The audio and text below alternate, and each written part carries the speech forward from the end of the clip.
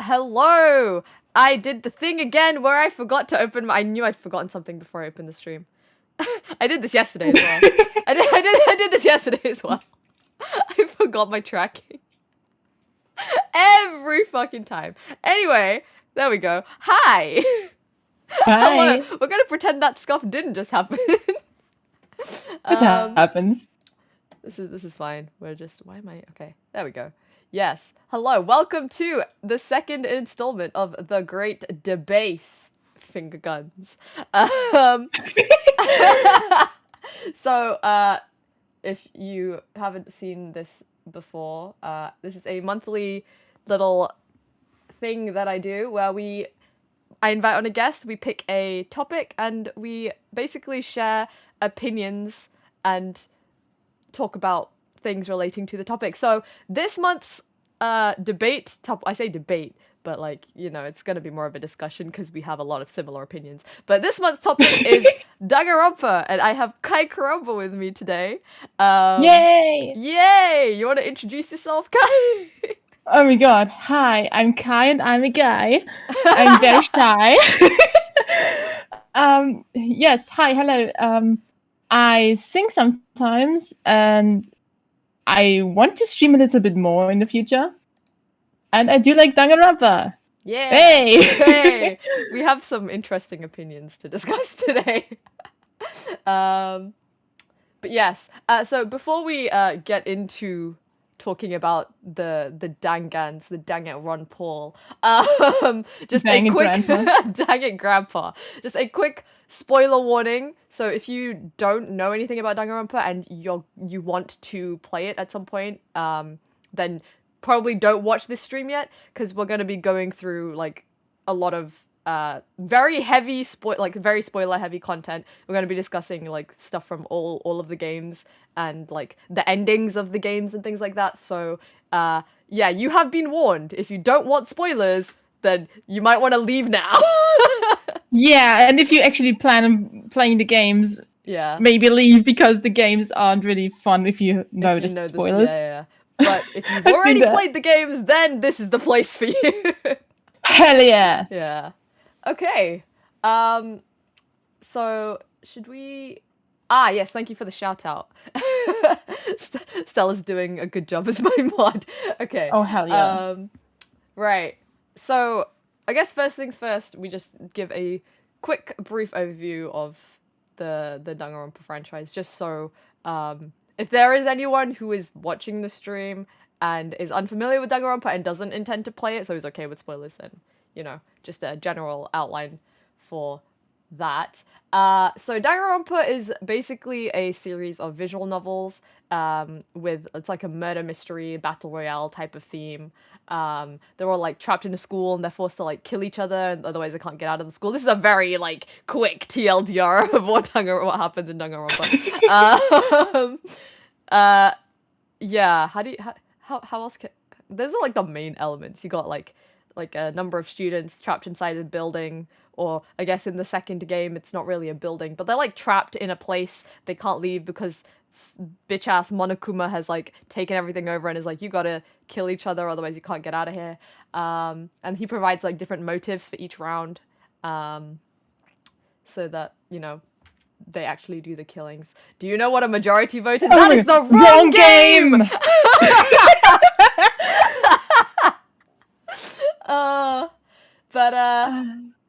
Yeah, so there are 4 games in total. So you got Trigger Happy Havoc, Super Danganronpa 2, Goodbye Despair, that's what it's called. I always forget the Goodbye Despair part.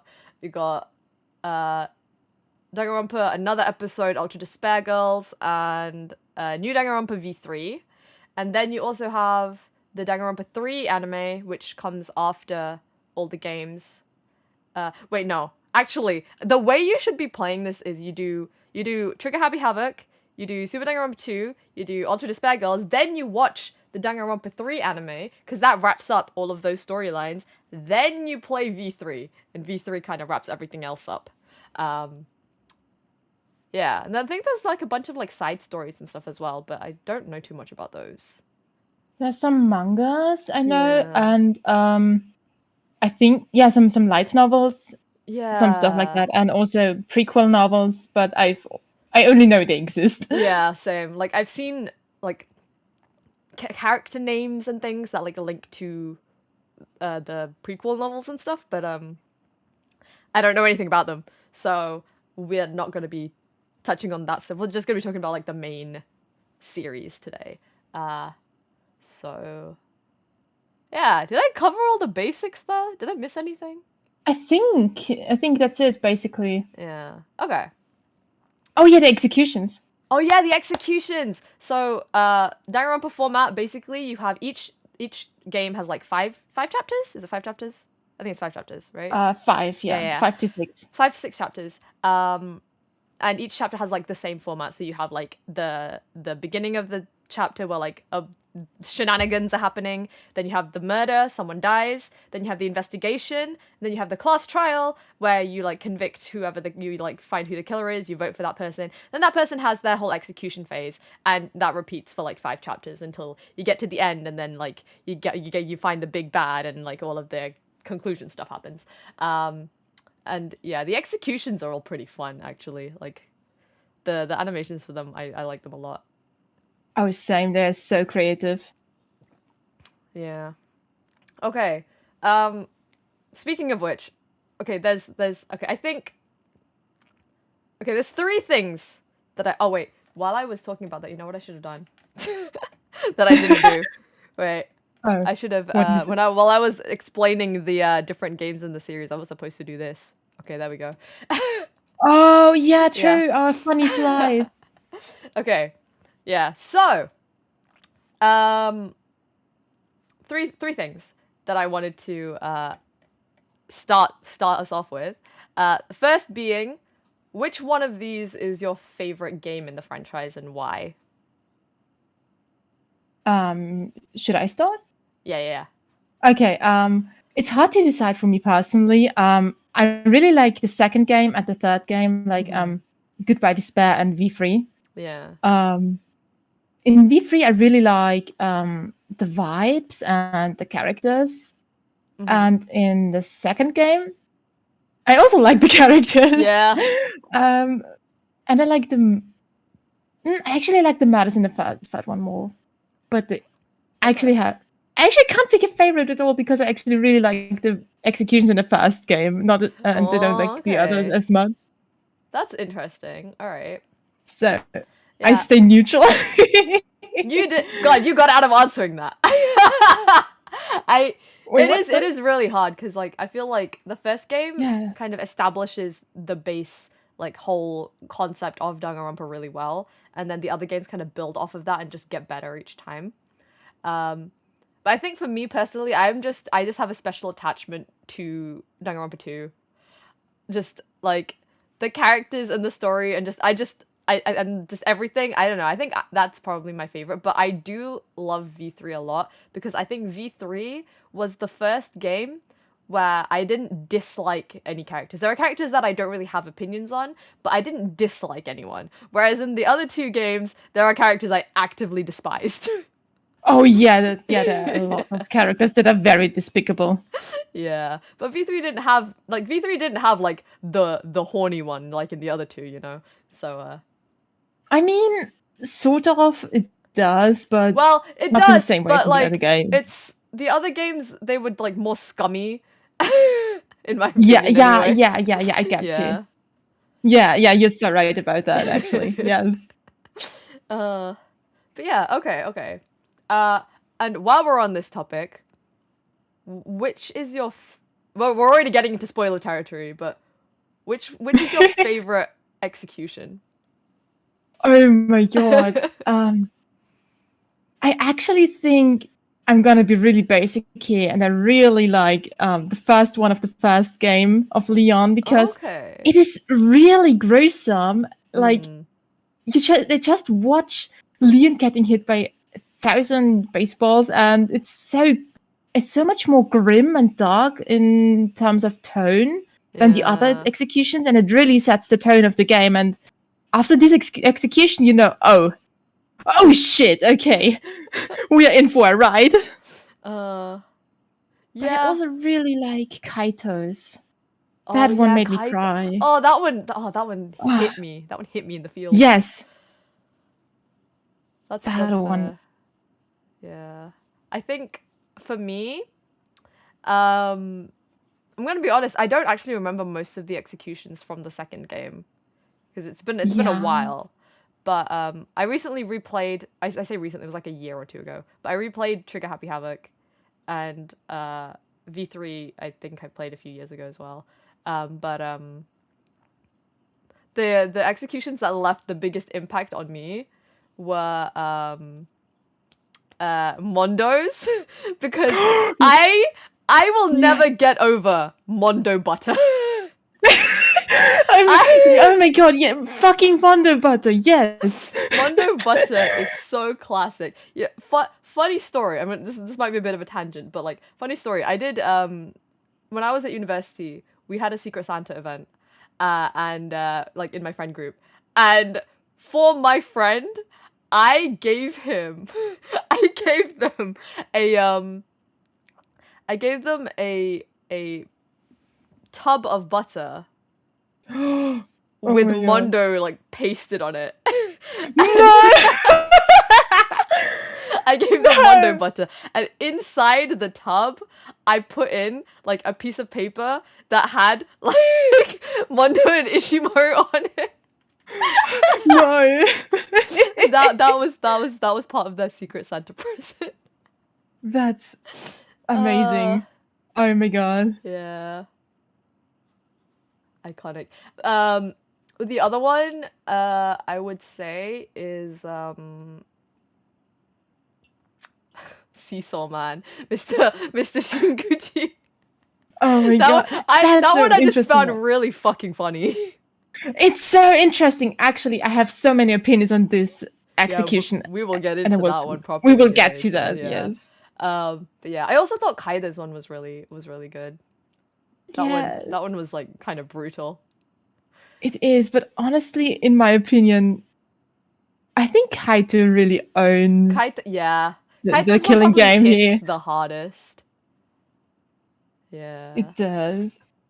I think it's kind of a win to Kaito because he was like, no, I'm not gonna die for the killing game, and then yeah.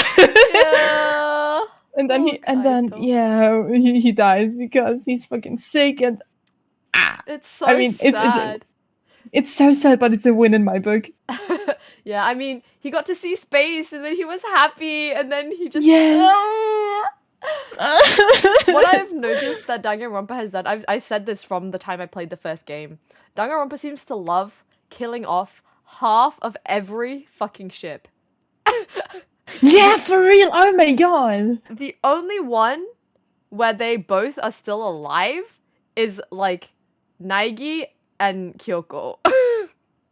I was now expecting you saying Naegi and Byakuya. Naegi and Byakuya! Yeah, the way he made Monokuma angry was the best part of Kaito. Yeah. Yes, absolutely. What an icon. Like, I know people who don't like Kaito. I'm like, but why? But why? Yeah, same. He's a bit of a... he's very naive, but that's part of his character. He's just a himbo. That is his entire character. He's a himbo. He's a himbo, a naive himbo, and he just wants to see space, and he's desperate because of his illness. And come on, guys! Right? And I think this takes us nicely into talking about favorite characters from each game. But also before that, I just need to put this on the screen for a moment because we mentioned Byakuya. Yeah. So, you know, iconic Danganronpa moments. Tell him Naegi! Tell him Naegi! I love this image so much. I only saw this today and I'm like obsessed with it now. Yeah, it's fantastic. It's so good. Okay, anyway, right.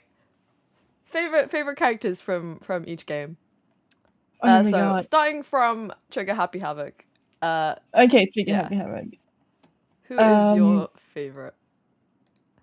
I would say the iconic trio Mondo, Taka, and Chihiro.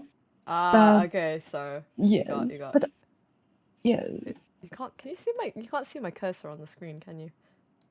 Wait. Oh, you can now. Okay, yeah. So you got Sad. you got this guy. Where's Mondo's right here. You got these three are so good. I like their little. They're like a little found family trio, which is nice. Yeah, same. I love them so much. It's like Mondo's the dad friend, and like Ishimaru's the mom friend, and then Chihiro is their child. Or the throuple, that works too. Either way you want to see it, yeah. I really ship Taka and Mondo, not gonna lie. Same. They, my god, what did they do in the sauna, huh? What did they do? That's the sauna scene makes me lose my shit every single time. Like, yeah, it doesn't get much gayer than that, folks. For real, that's probably one of the gayest moments in the whole franchise, actually. For real. Yes. Also, the fact that Mondo is literally just a walking Danganronpa, a walking JoJo's reference. Like, yes! Ain't no way that man is straight. Absolutely. Oh my god. But can we also talk about Yasuhiro? Unpopular opinion, but I love Yasuhiro so much. See, now this is where we disagree here. I can't fucking stand this bitch. I can't stand him. No.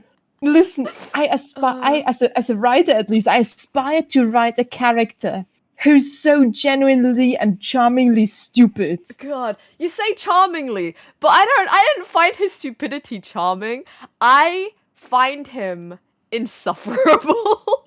Like, he is actively so unhelpful, especially in those cases where he's like, maybe I am the killer. No, you're not the fucking killer. Stop. I mean, listen, this is kind of the opposite of Gonta, who's like, wait, no, I was not the killer, and then ends up to be the killer, and then Yasuhiro, like, maybe I was the killer, but wasn't the killer. Gonta is like stupid, but he's also actually charming. But like, this bitch, I can't with this bitch. Also, the fact I love him so much. He's like 21. He's like 21. I mean, listen, I have met people that age that stupid. I mean, okay, I also have my expectations like, on that. I also am that stupid, but at the same time, that might also be why he pisses me off so much, because like I'm also stupid. But mood, I can relate. But like, I don't know, man. He just rubs me the wrong way. I can't. That's fair. Especially in the Danganronpa 3 anime. Oh, he was done so dirty there. The whole time, he was outside the building the entire time. He was like, yes, let me look at my crystal ball, because I am the ultimate clairvoyant, who is only 30% of the time. How does that make him an ultimate? He's only right 30% of the time! I mean, listen, this is actually quite impressive, because he actually can see the future at all. And listen. Okay, but most of the time he is wrong. Like, Danganronpa 3, he was like, yes, let me use my ultimate ability. Oh, they're fine in there. No killing game going on right now or anything. Oh my god. Okay, but listen, he actually predicts the bad ending of the first game. Wait, does he? He does, because if you do the friendship events, in the first one, he tells Makoto that he and Makoto's children will share a mother. Oh my god. Yes, and his okay, yeah, I know that bad end. Yes, and the chance of prediction is 1/3 in his case, and you have 3 options in this case. Okay, I will give you that. That is clever. But I still don't like him. The way Monokuma even said Hagakure was locked outside because nobody likes him. Yeah, because nobody likes him!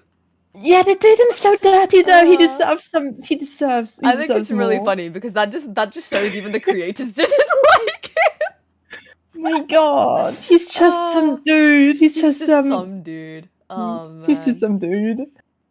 Yeah. How about you, though? I like his mum though.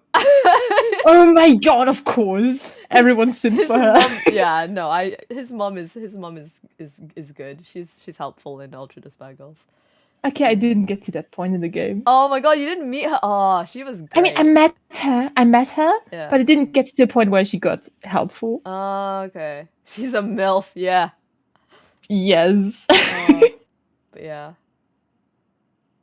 Yeah. Wait, I never said who my favorite characters were. Yeah, please go ahead. So it's kind of hard for me to like narrow down my favorite. So like Ishimaru is definitely one for me as well. I like Ishimaru a lot. Byakuya used to be my best boy. He used to be my best boy, and then I replayed the game because I like the bitches, right? But then I replayed the game and I just kept cursing him out the entire time. I'm like, nah, I like bitch boys, but I don't like rich bitches. Yeah, the thing is, he is a bitch, yes, but he's not a likable bitch. Yeah, he's like this bitch who just tampers with a corpse because he can. Yeah, he's a capitalist bitch, and I'm like, I'm not about that life. So I'm like, no, friendship with Byakuya ended. Who's your new best friend? My new best friend, my Genocide show is my new best friend. Oh, I love fair. so like Fukawa. I used to like Fukawa a lot, but then Fukawa herself is kind of annoying sometimes. But Genocider slays. I love Genocider. Genocider show so my fun. waifu, and also Celeste. Yeah, she's so fun. Genocider and Celeste. Celestia's whole like she just wants like a harem of butlers. That's her whole thing. Listen, as a character, I despise her, but her design, yes, her design is so good. No, as a character, like I don't know. I'm just like, you know what? I would let you step on me. Fair, so fair. Yeah. I can see that. Yeah. Oh yeah, Byakuya is voiced by Ishida Akira. Yeah. I see your conflict. But yeah, no, friendship with Byakuya ended. Genocide show is my new best friend, but also Celestia is also my new best friend. I really like Celestia's execution because I'm a big fan of Arson. Oh my god, yes, and it's so anticlimactic in my opinion. Yeah, I love it. But you know, this is fine. But yeah, hello, thanks for the follow. Welcome to the basement. Hello, Kibo. I know this person. Oh, nice. But yes. Who else did I want to mention? Oh, I wanted to mention this bitch over here, who is not Junko. So like Junko is is my other best girl, but we will get into Junko later because we have a whole thing about Junko. But I also do like Mukuro a lot. I don't even know if I can explain why I like Mukuro so much. I just kind of, when I was like playing the game, I just kind of kept getting attached to Mukuro. I don't know. She's just, you know, she's just a simp for Junko. Like, whatever is going on between those siblings is kind of sussy, but like we look away from that. I just think Mukuro is pretty neat. We don't talk about the Junko Mukuro like sussy fan art that I have saved on my phone. We don't talk about that. Oh my god. Exposed. This is an exposition in stream. 4K. Yeah. You look away from a lot of things. It's fine. This is a Danganronpa stream. Sometimes you just have to look away. Indeed. But yeah, okay. So that's the first game. Okay. Favorite characters from Super Danganronpa 2? Super Danganronpa 2. Mm-hmm. I mean, come on. We all know it. He's right here. He's right here. Right here. The Nuggets man. The Nugget man. Nagito MakKoeda Komaeda. Yeah, but he actually has a double surname. His name is Nagito Komaeda Undertale. Ever since he married Sans. Oh my god. Please, all the Komaeda Sans memes. We'll get to that. We will get to that. Oh my god.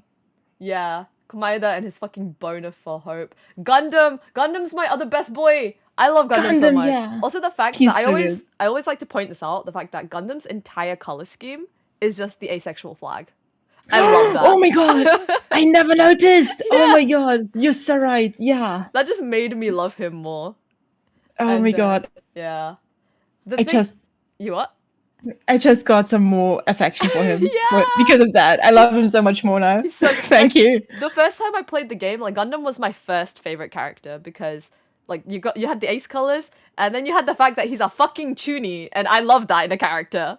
So yeah, I couldn't not love Gundam. But yeah, Gundam and Geiger a little closer to this. Yes, that happened. Yeah. But then also, I love the girls in this game so Mm-hmm. fucking much. Like, Yeah. Mikan and Ibuki and Sonya. These three, I love them. We have another debate here. I'm not that much a fan of Mikan. No way! And also Ibuki. No way! I don't know. I don't really like Ibuki. She's like too much for me. If I knew her in real life, I would just lock her out of my room. Oh my god. Okay, no, like, okay, if she was a real person, she would be a bit much. But as a character, I love her. Like, she's so much fun. And like Mikan as well.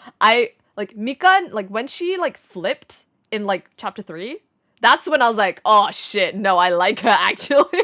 Yes, that was actually a really good meltdown. That was an amazing meltdown. I'm just like, let's go lesbians. Like Mikan and Ibuki. So like my favorite ships in, actually I like all the ships in this game. So like you got like Komaeda and Hinata, of course, and you got like Sonya and Gundam. I love Sonya and Gundam. They're like one of my top ships in any franchise ship, ever. Yes. And then like Mikan and Ibuki, because they're just lesbians, and like especially in like the Danganronpa 3 whatchamacallit arc, Zetsubo arc, Despair arc anime. Just seeing all of their interactions was just really, really nice. Kazuichi and his right hand. You're not wrong! You're not wrong! Oh I mean, my god. Listen. Unpopular opinion, and you can find a pattern here, but Kazuichi is my second favorite. No! Why? He is so stupid. I like that in a man. Yeah, I get if you like Hagakure, I'm not surprised that you like Kazuichi. Yeah, no, he's so stupid. Also, I did all the friendship events of him, and he's just a little guy who's overcompensating his low self-esteem. Oh my god. I gotta say, so when I was baby. Oh my god. When I was playing Super Danganronpa 2, I could not stand him because he was just really annoying and stupid and unhelpful. He just reminded me of Hagakure, and that pissed me the fuck off. He was like the new Hagakure. And B, the way he was just like always simping for Sonya was just kind of really creepy, and I didn't like that, and it made me really uncomfortable. Fair.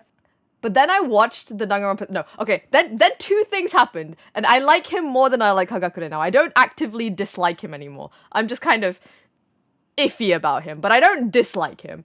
And there are two things that led to this. The first being I saw what his hair looked like under his hat, and I was like, sheesh, because that is wild. That plus the shark teeth. I'm like, okay, I can't actively dislike you when you have all of this going on. The other thing was I saw the DR3 anime, and it kind of made me feel for him a little bit, because you gotta see how much he got fucked over by Komaeda's goddamn ultimate.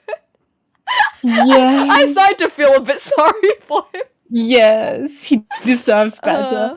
And also like his interactions with Gundam in the anime were actually pretty nice. So I can see why there are people who ship like Sonya, Gundam, and Kazuichi together. I am one of those. Yeah, like that I can respect. But if there is anyone that ships Kazuichi and Sonya, just those two, I do not trust you. No.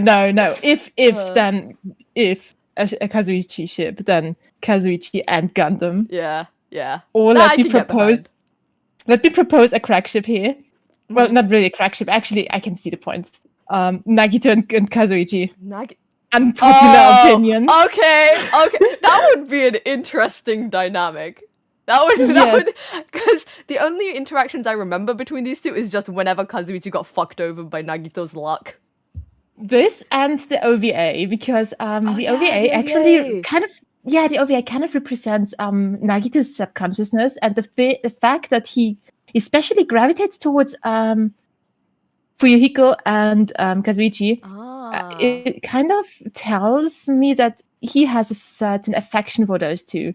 Okay. And trusts those two a bit more than the rest. Yeah. And you can also see him literally hugging the shit out of them after he wakes up. It's been And so long since I watched that OVA. I don't remember any of the this. OVA, I have so many feelings for the OVA. Oh my god. It tells so much about Nagito and his motivations and his affinity for hope and everything. It's so interesting to analyze. Okay. Well, we'll get into Nagito a bit later as well. Yes. All right, moving on. There are so many characters, so many games. Okay, Yes. this one. I couldn't find like a cleaner image for this, but yeah, Ultra Despair Girls. All the characters. Oh wait, I just noticed Jataro's face got cut off, but this is fine. Yeah. Ultra Despair Girls. Do you Does have it count if it's a in Nagito again? You can because the Komaeda in this game is not quite the same as the Komaeda in the previous game. True. Because yes. this is after he's all like despaired up. True. Yeah. He's so interesting, but also I like Nagisa. He has interesting motive and backstory. Yeah. Also, what's his name again? What is it, Jotaro? Oh, the redhead one. The redhead. This one, Daimon.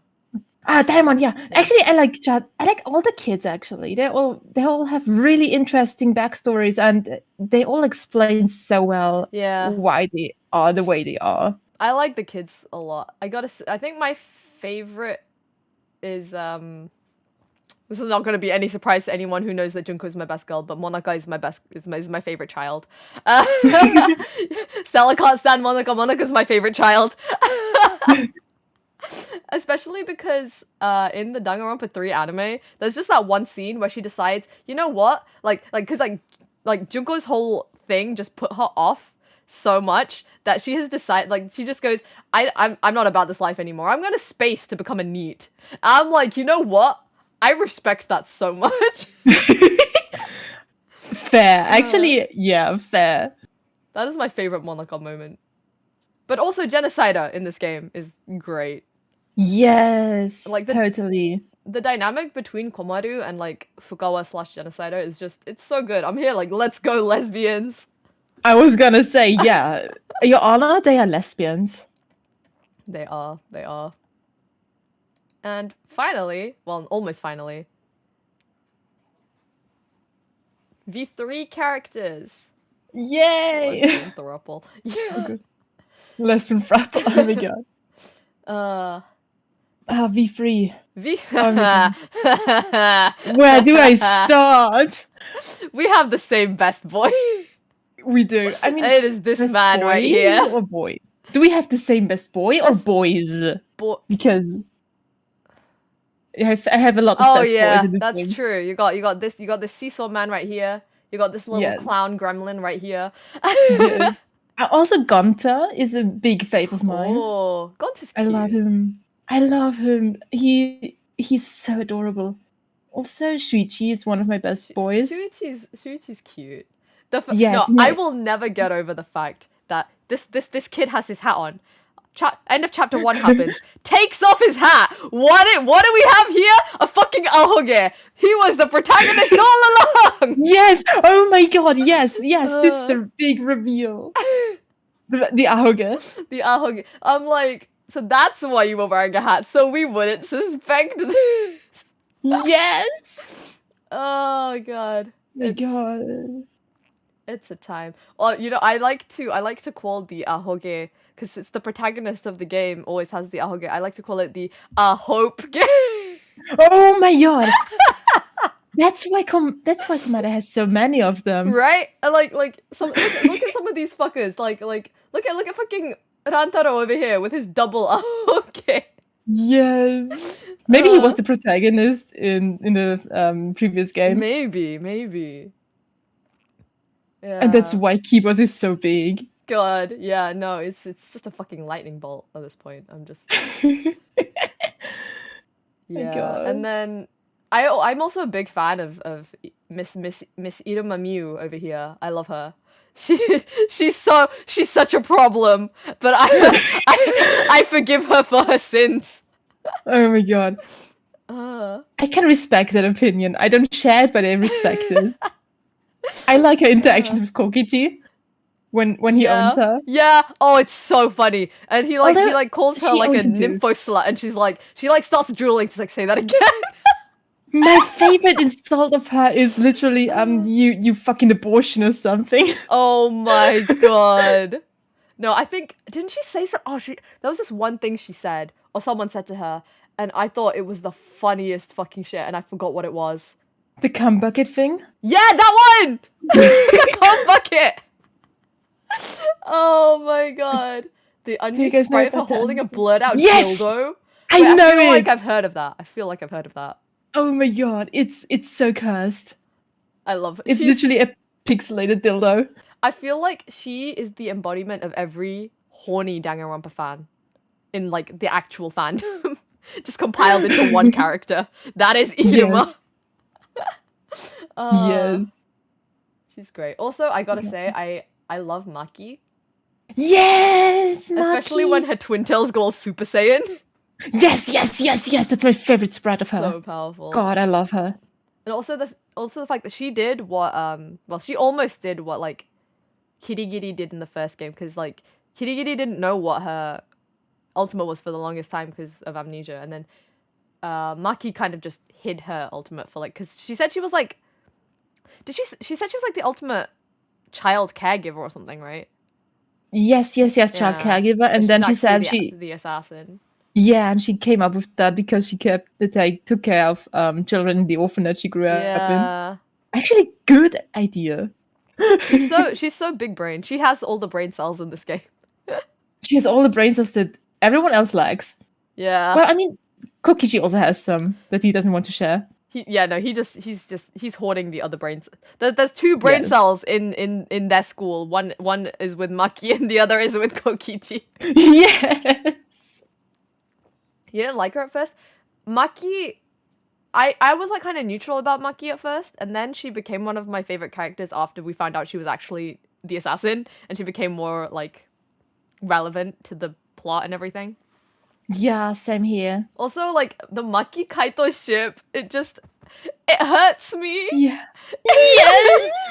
It's goddamn Danganronpa, and it's fucking taking away half of all of the ships. For real. Yeah. Her demeanor made more sense. Yeah. She's just tsundere. You can tell she's a tsundere because she has twin tails. Oh my god. What are your favorite ships in that game, though? In this game? So, of course, Kaito Maki. Also, what's his face? Shuichi and Kokichi. Yes, good ship. Yeah. Also, I like Tenko and Himiko. Yes. I think they're really cute. Yeah, lesbians. Great the token lesbians that you find in every Danganronpa game. For real. Yeah, I don't know if I ship anyone else. Ship proposal. Kokichi and Gonta. Oh wait, yeah, I have seen that one. That one's pretty cute. Also, I love it so much. I know a lot of people ship like Kaede and Shuichi, which I can see, but I like Shuichi more with Oma. Yeah, for real. I mean, it's kind of implied in canon, but meh. Yeah, but I will say I like the ship between Kaede and Rantaro. Interesting. Never heard of that one. Because they had that like one scene in V3 where they had like the nail painting scene. I thought that was really cute. Yeah. Yeah, true. Oh my god. And another ship proposal, Shuichi and Kaito. Yes! I like that one. Yes. I gotta say, oh wait, no, we're gonna talk about the ending of V3 later. I was gonna say something about that, but we'll get into that later. And actually, finally, do you have any opinions on the characters from the D3 like future arc anime? Oh my god. The future arc anime. Yeah. I mean, I really don't like a lot of them. I really don't like. Yeah, no, a lot of them. I feel like these characters weren't made to be especially likable, especially because a lot of them did just die pretty fast. Yes. Some character designs are. Yeah.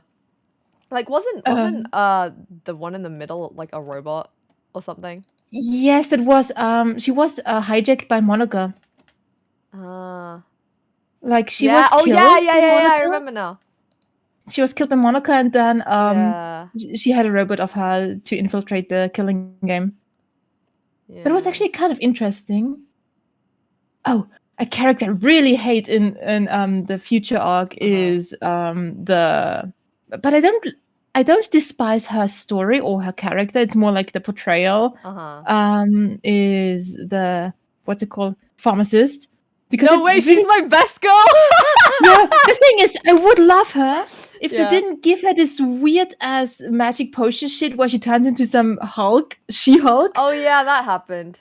That I really didn't like. And that's fair. She's still my best girl. I liked her a lot.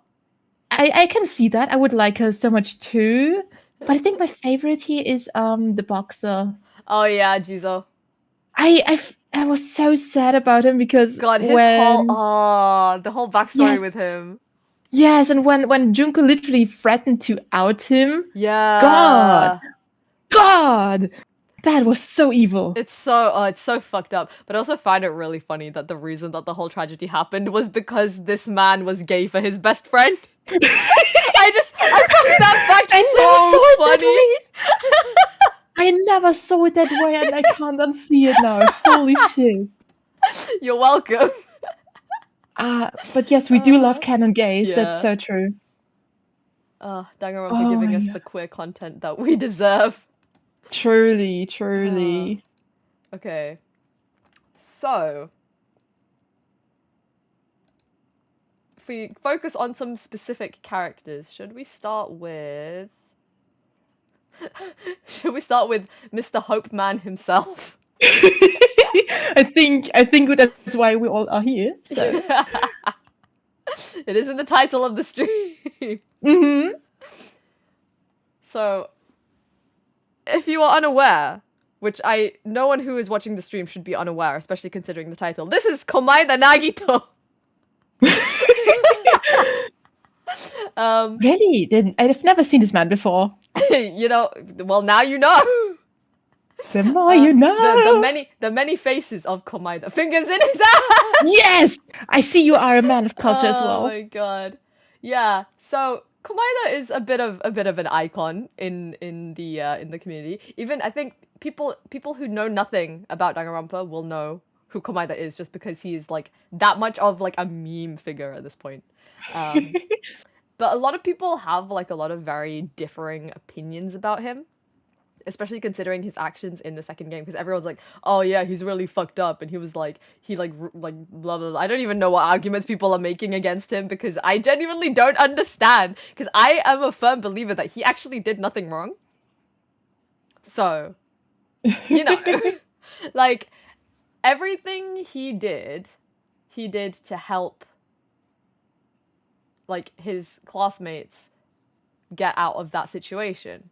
Like, his methods were, controversial, I will admit. But, like, he just wanted to get them out of there. Like, I feel like he didn't deserve all the treatment that he got. Especially considering that he believed that he himself was, like, worthless, whatever. And, like, he was just that, he wanted to use himself as a stepping stone because he had so much, like, admiration and respect for, like, all of the people with, like, an actual ultimate, and he didn't think that his ultimate, like, meant anything. Which is crazy because his ultimate is, like, actually, like, cheat level broken. He's just cheating his way through life. He is. Oh my god. But yeah, because like all the other characters treated in the game, like he was some kind of pest. I'm like, why? Look at his face. Like, look at this expression in like the top left. Like, how could he do anything wrong ever in his life? He looks so polite. Right. He is polite. He is. He actually is polite and very cleanly. How can you not like him? I mean, okay, he's this typical guy who goes like, oh, I'm so useless, I'm so worthless, and maybe does points at the trash can and says, hey, that's me. like at least 50 times. I mean, yes, same, but he probably would do it like every 5 minutes. Excessively. Yeah, I mean, sometimes he might need a bit of a slap across the face, but like that's yes, it. Like that's I don't probably think... why I didn't like him, but Yeah, I like him. I don't know. I would hug him. Same. I how do I explain? Like, there are people who talk about like, you know, like the fifth case of the second game where like he like died and then created like this whole thing to like find the traitor. But I'm like, how else? He just wanted to, you know, get them out of that situation, because if he didn't do that, they would have still been stuck there in that never-ending loop. But he tried to incite a murder, but like, think about the situation they were put into. Like that was that was probably the only way he could think of to like, you know, help them. I think his motivation in the last chapter though was he wanted to kill them all because he knew they were all the remnants of despair, and he was like, no, I can't support those people being alive anymore. I want to eliminate them. Did he actually say that? It's been so long since I played this. I think he does that because he started to absolutely despise everyone after he learned that they are the remnants of despair. And you can really see that he's absolutely pained about it, especially in Hinata's case. Yeah. Because, you know, he loves him. Yeah. No, I think that is an interesting point, because I think that revelation probably gave him like the biggest like moral dilemma of his life, because his whole thing is that he has like this giant boner for hope.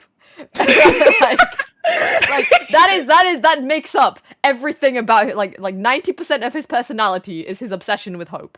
So when he suddenly finds out that they're all the remnants of despair, that probably conflicted with his like biggest like moral, which probably, and that's gonna fuck up anyone if suddenly like everything they stand for is challenged by like a fact that they didn't know was there.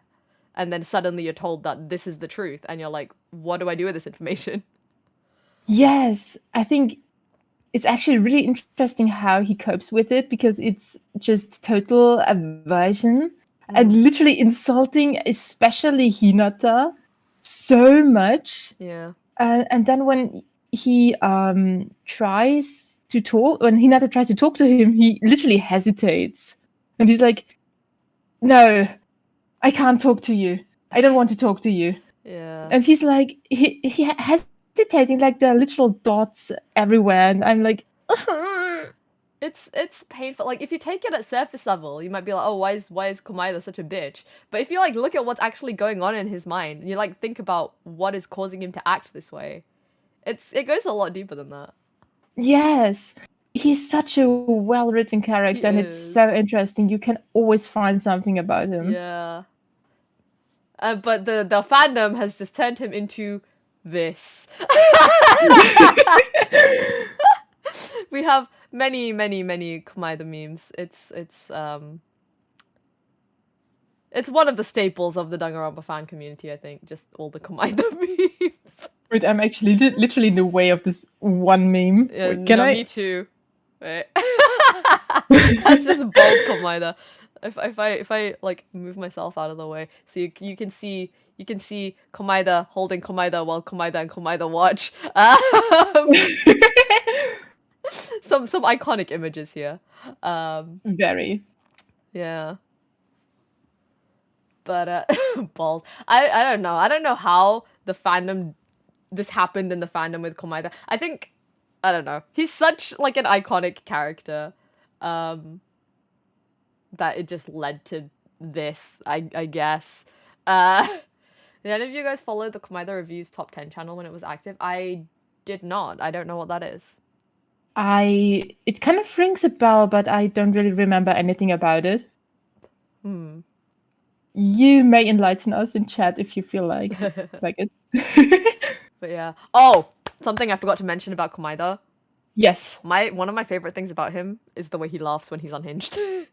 Yes! Like, oh my god! You see that meme at the top? You can't hear pictures. The picture. Like, Komaeda's laugh is so like, Ogata Megumi is a god tier voice actor. Yes. Oh my god, I adore her so much, and she's like my absolute role model when it comes to voice acting. Yeah, she's so Her like. voice. There is this one video on YouTube, which is a 10-hour loop of Komaeda's laugh. And I fucking love that video so much. I have literally said to people on multiple occasions that when I die, I want you to play this specific video at my funeral. It's Komaeda laughing for 10 hours. I can see that. I can see that at my funeral as well. Thank you for the idea. Yeah. You're welcome. Oh my god. It's too good. It's too it brings me so much joy. I can't explain why. Yeah. No, I get it. The laugh is so unhinged, yet there's so much emotion it's in so it. satisfying to hear. He had a fan-made review channel where he made videos and forced Hajime to edit for him. Oh my god. That's so wild. Thank you for the link. I'll check that out at some point. I will look at it after the stream. This sounds amazing. Oh my god. Yeah. Oh my god, another thing. Sorry? No, I just switched the slide to this one just so we have some other memes on the screen. Just the Sans Undertale. We just needed to have Sans Undertale on the screen. Yes, we need it. It's fundamental. Yeah, no, you were saying? Oh yeah. Do you know the character song sung by Megumi Ogata? Poison. I don't know if I know Poison. Poison, deadly. Deadly drug? Yeah, poison, deadly drug. I don't remember. Oh my god! I think I probably have heard it. I just don't remember it. It literally goes like, I want to love and understand him more than anyone else in English. Oh my god!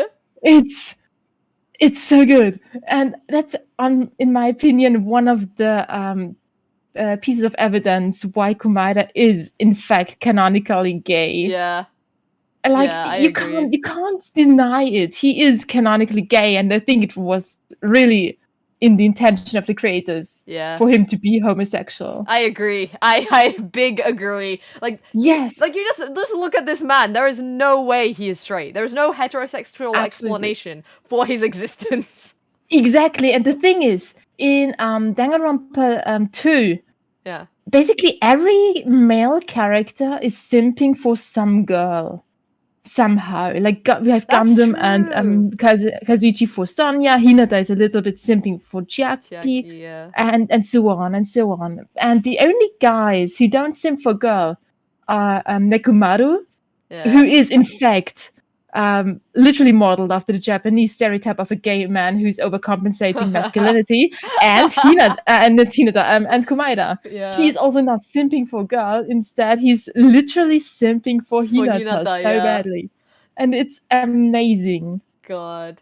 So if literally the actual gay stereotype and Komaeda are not simping for girls, this is a big hint.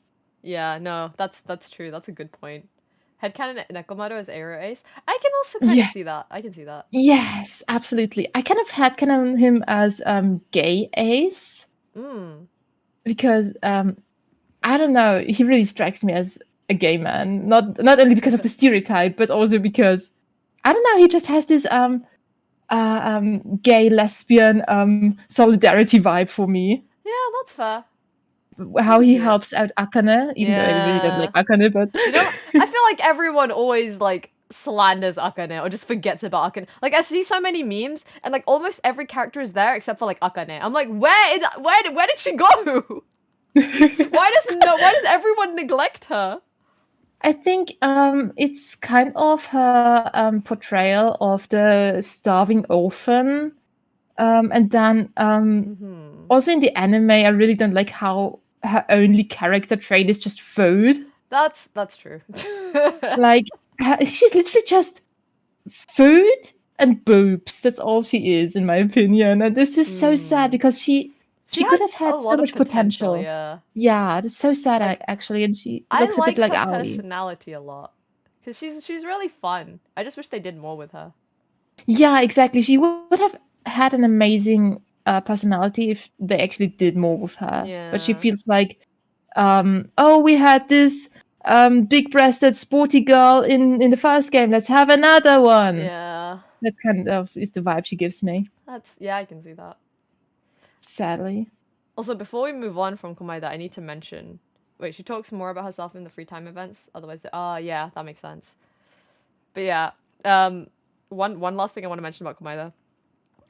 One of my favorite iconic Komaeda moments is when Komaeda and Naegi first interact in the Danganronpa 3 Hope arc, like the final episode. Yes, that was insane. I was like waiting for that moment the entire series. I was like, it's gonna happen. It's gonna happen. It's gonna happen. It happened. Yes. And do you know this one thing the English voice actor did? Oh. Basically, the English voice actor did a goofy goof. He did a little. He was so silly. Yeah. And he recorded 2 lines for the 2 characters because the script says something like, yeah, all characters are talking over each other. Yeah. And for Komaeda, he recorded, his hands are so soft. And for Naegi, he recorded, why is he sticky? Oh god! And he thought it would not get approved, but it got approved. It's in the dub. That's so... The Danganronpa dub is so fucking unhinged. I've seen like a compilation of like moments from it. It's crazy. It's crazy. Like, yeah. Rice chips, Naegi, and Komaeda. Good. Interesting ship. That. Oh my god. That is you say interesting ship, but you consider the fact. You consider Komaeda's boner for Hope, and you consider the fact that Naegi is the ultimate Hope. Like, it just makes sense. It does make sense, but I've never considered it before. Especially because I always forget Naegi exists, because to me he's kind of like... Naegi's like a basic bitch. If he was a piece of clothing, he would be a white t-shirt. You're right. He's just kind of there. He's there to just like... He's like, what's the word? He's just there to supplement, like, Kyoko. Yes! And then Kyoko goes like, oh yeah, you are indeed the ultimate Hope. And yeah, that's a big compliment for somebody who's basically just wet toast. Tell him, Naegi! Tell him, Naegi! He's the white bread to Kyoko's toast. Oh god. Yeah. Oh my god. I think it's really interesting how they chose to have the same voice actor for Komaeda and Naegi. Yes, it's honestly great because it's like the duality of hope. Komaeda Nagito is also spelled with the same letters as MakKoeda Nagito. Yes. Which is like, I'm like, it's, I guess, because they're kind of like parallels of each other. Because you have Naegi, who is like Naegi is hope, like he is like the pillar of hope in like his game, and then you have, but like he doesn't, but he's like pulled along by like everyone else, and then you have Komaeda, who like idealizes like hope, like he's looking for hope, he like puts hope on like this pedestal, it's like everything to him, like it's like his entire like life philosophy, and he is the one that's kind of trying to pull the rest of his classmates into like that direction, which is, so it's they're kind of like opposites of each other, if that makes sense. Does that make sense? Sort of, yeah. Kind of counterparts, I would say. Yeah, it's interesting. Now the more you point out the differences, the more I can see them as a ship. Oh my god. Yeah, it's gonna be like the anti Naegi. Yeah, I can kind of see that. It's like, yeah, they kind of reflect each other in like parallels, but going the opposite way. Totally. I also heard that they wanted to make him more of a villainous character, and now he's more of an antagonist, and honestly good. Yeah. Although villain Komaeda would be kind of cool. Villain Komaeda would just be like the servant from Ultra Despair Girls. True. But I think villain Komaeda would also have a bit more initiative, while the servant doesn't really have much initiative. And servant was just vibing. He's just vibing and getting cake in his face. Yeah. Basically. Yuki. Yeah, you. That's dancing on his screen. Hello, welcome to Chili's. We're in the Komaeda brain rot right now. Yes. But yes, my name's Nagito Komaeda, and you're watching Disney Channel. Yes. Dio, but more unhinged. I can see that. Yeah. Oh my god, yes. But yeah. So kind of similar to Komaeda, the other character who gets memed and also slandered at the same time is this little man right here. we got Mr. Oma Kokichi. Yes. And I know you have a lot of opinions about him. I have so many opinions. Should I already go on my big Kokichi rant? Go for it. Oh my god. Okay, so I actually took so many notes on that. On the I think it's the fourth case of Danganronpa V3, because a lot of people say, oh my god, Kokichi is just some bitch who does whatever he wants, and oopsie, he lied again.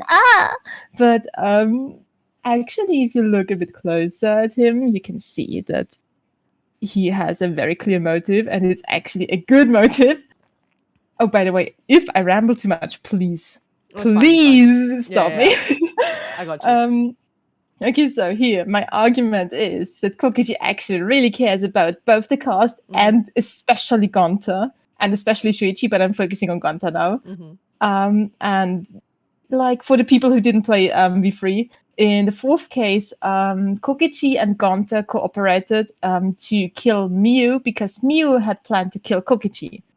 But they are in some sort of virtual world, so Miu hacked it, and Kokichi couldn't defend himself, and he got Gonta to defend him and kill Miu instead. And with that murder, Kokichi wanted to perform some sort of a mercy kill on the whole cast, because the outside world that both Kokichi and Gonta could get a glimpse on is not worth living, in their opinion.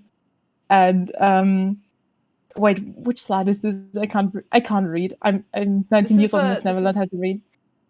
Gonta, it is the one where he gets so emotional. Yeah, this is the one where he gets emotional. This is my first piece of evidence why he cares for Gonta so much. So, he actually betrays Gonta and tells everyone, oh yeah, you guys know the killer is Gonta.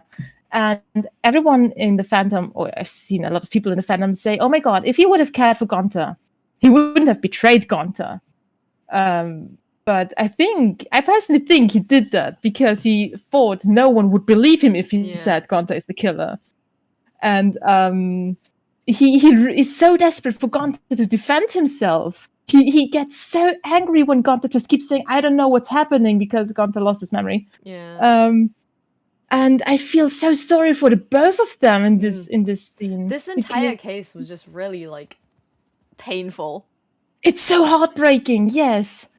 And Kokichi was hoping that anyone would go and defend Gonta, because Kokichi has a credibility of 0, because he has established already that he is a liar, that he is a villain. I think he did that on purpose as well.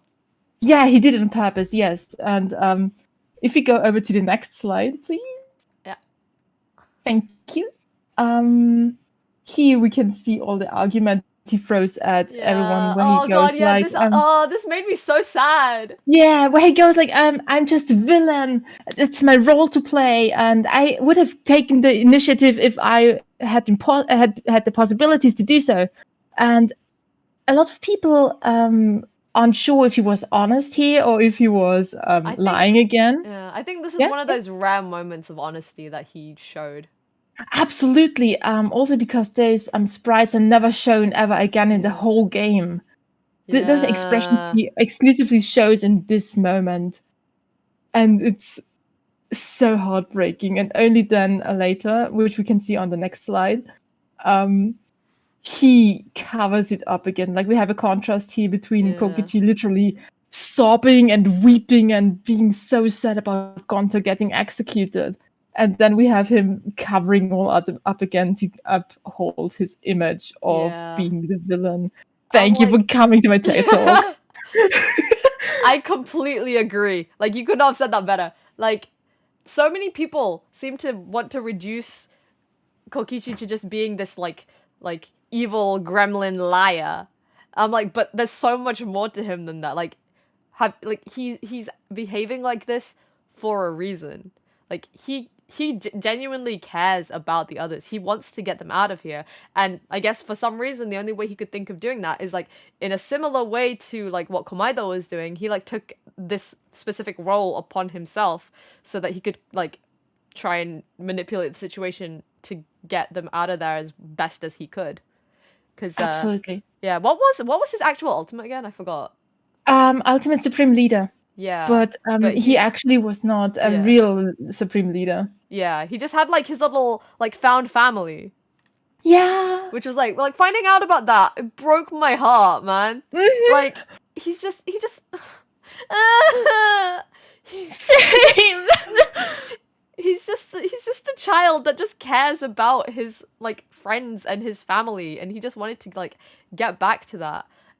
Yes, like, when you see his whiteboard, you can kind of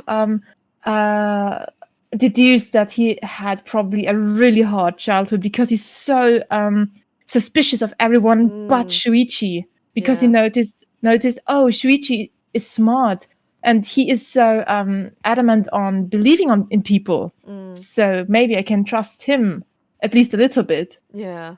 And God, this boy, I want to give him a hug. Like, whenever people are so quick to make judgments about Kokichi, it's like, you gotta look deeper, because he's such a complex character. And, like, everything he does, he has a reason for it. And, like, that reasoning comes from, like, a good place.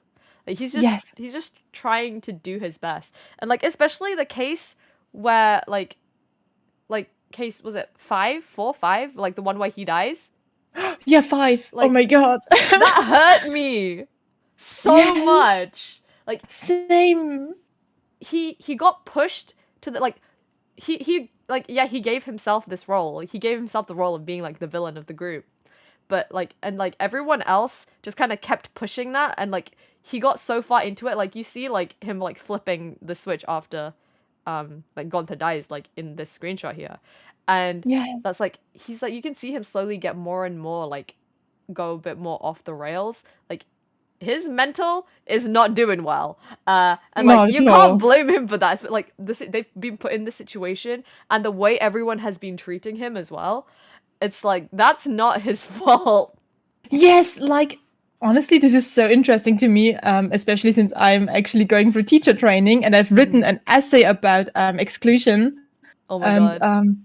The thing is, and you can exactly see the things that I studied on in this scenario, because outcasts often come from both parties playing the part, like the community ostracizing you, and you yourself thinking of yourself as an outcast, and this goes down a spiral downwards where it gets worse and worse.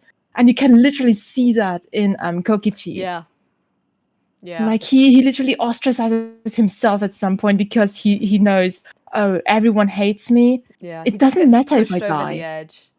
Yes, and it's so sad because this is actually really heartbreaking. Everyone is basically bullying him into killing himself. Even at that point, he is still thinking about what he can do to help the others. That's why he makes that whole convoluted plan with Kaito. Yeah, and it's so, oh God, this guy, he literally is just a big onion with a golden core. Yeah. I rule this world, Kokichi Oma. Move aside, Hatsune Miku Sekai!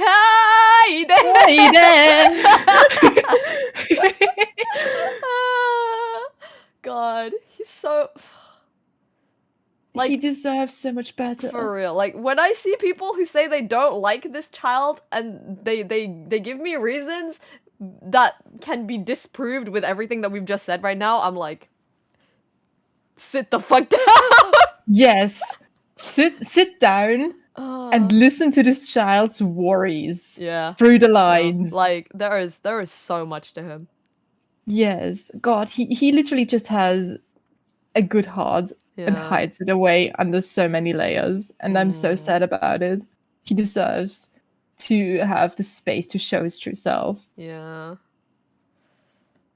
And while we are talking about V3 characters, let's go to Mr. Seesaw Man himself. Yeah, please. Oh my god. I have so many opinions. God. So this man, whenever I tell anybody that he is my best boy, let me just put the meme page on first. Whenever I tell anybody that this is my best boy, they always look at me like I'm some kind of degenerate. And I'm like,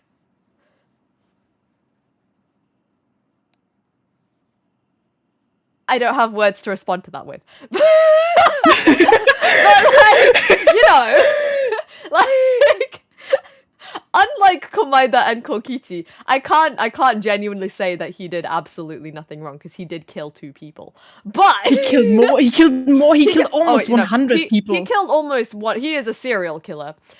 He is also in love with his sister, but also that is not entirely his own fault.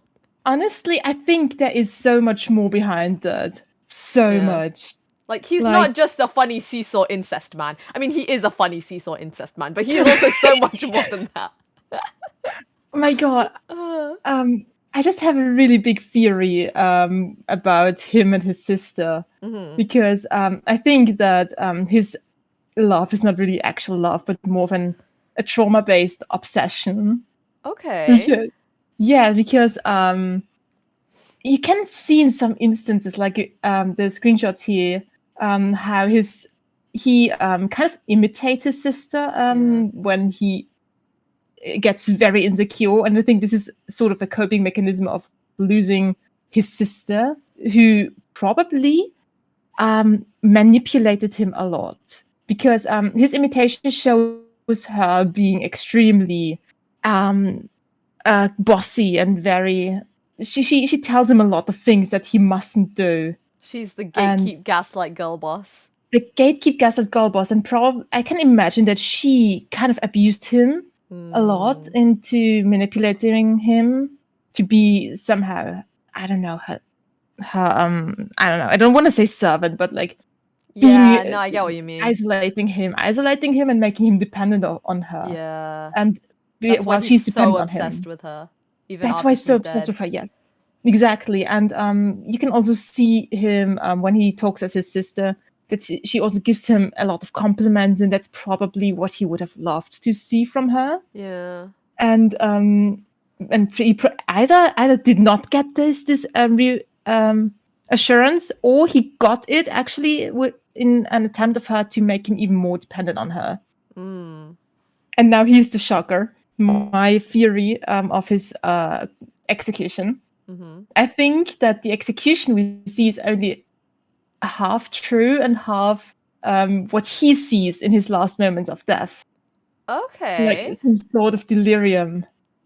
Because he literally gets boiled to death, and if your body temperature gets heightened up, you get delirious. Yeah. And he probably has this last how do you say it in English? Sorry. English.exe has stopped. He had this illumination, I would say, this epiphany. Yeah.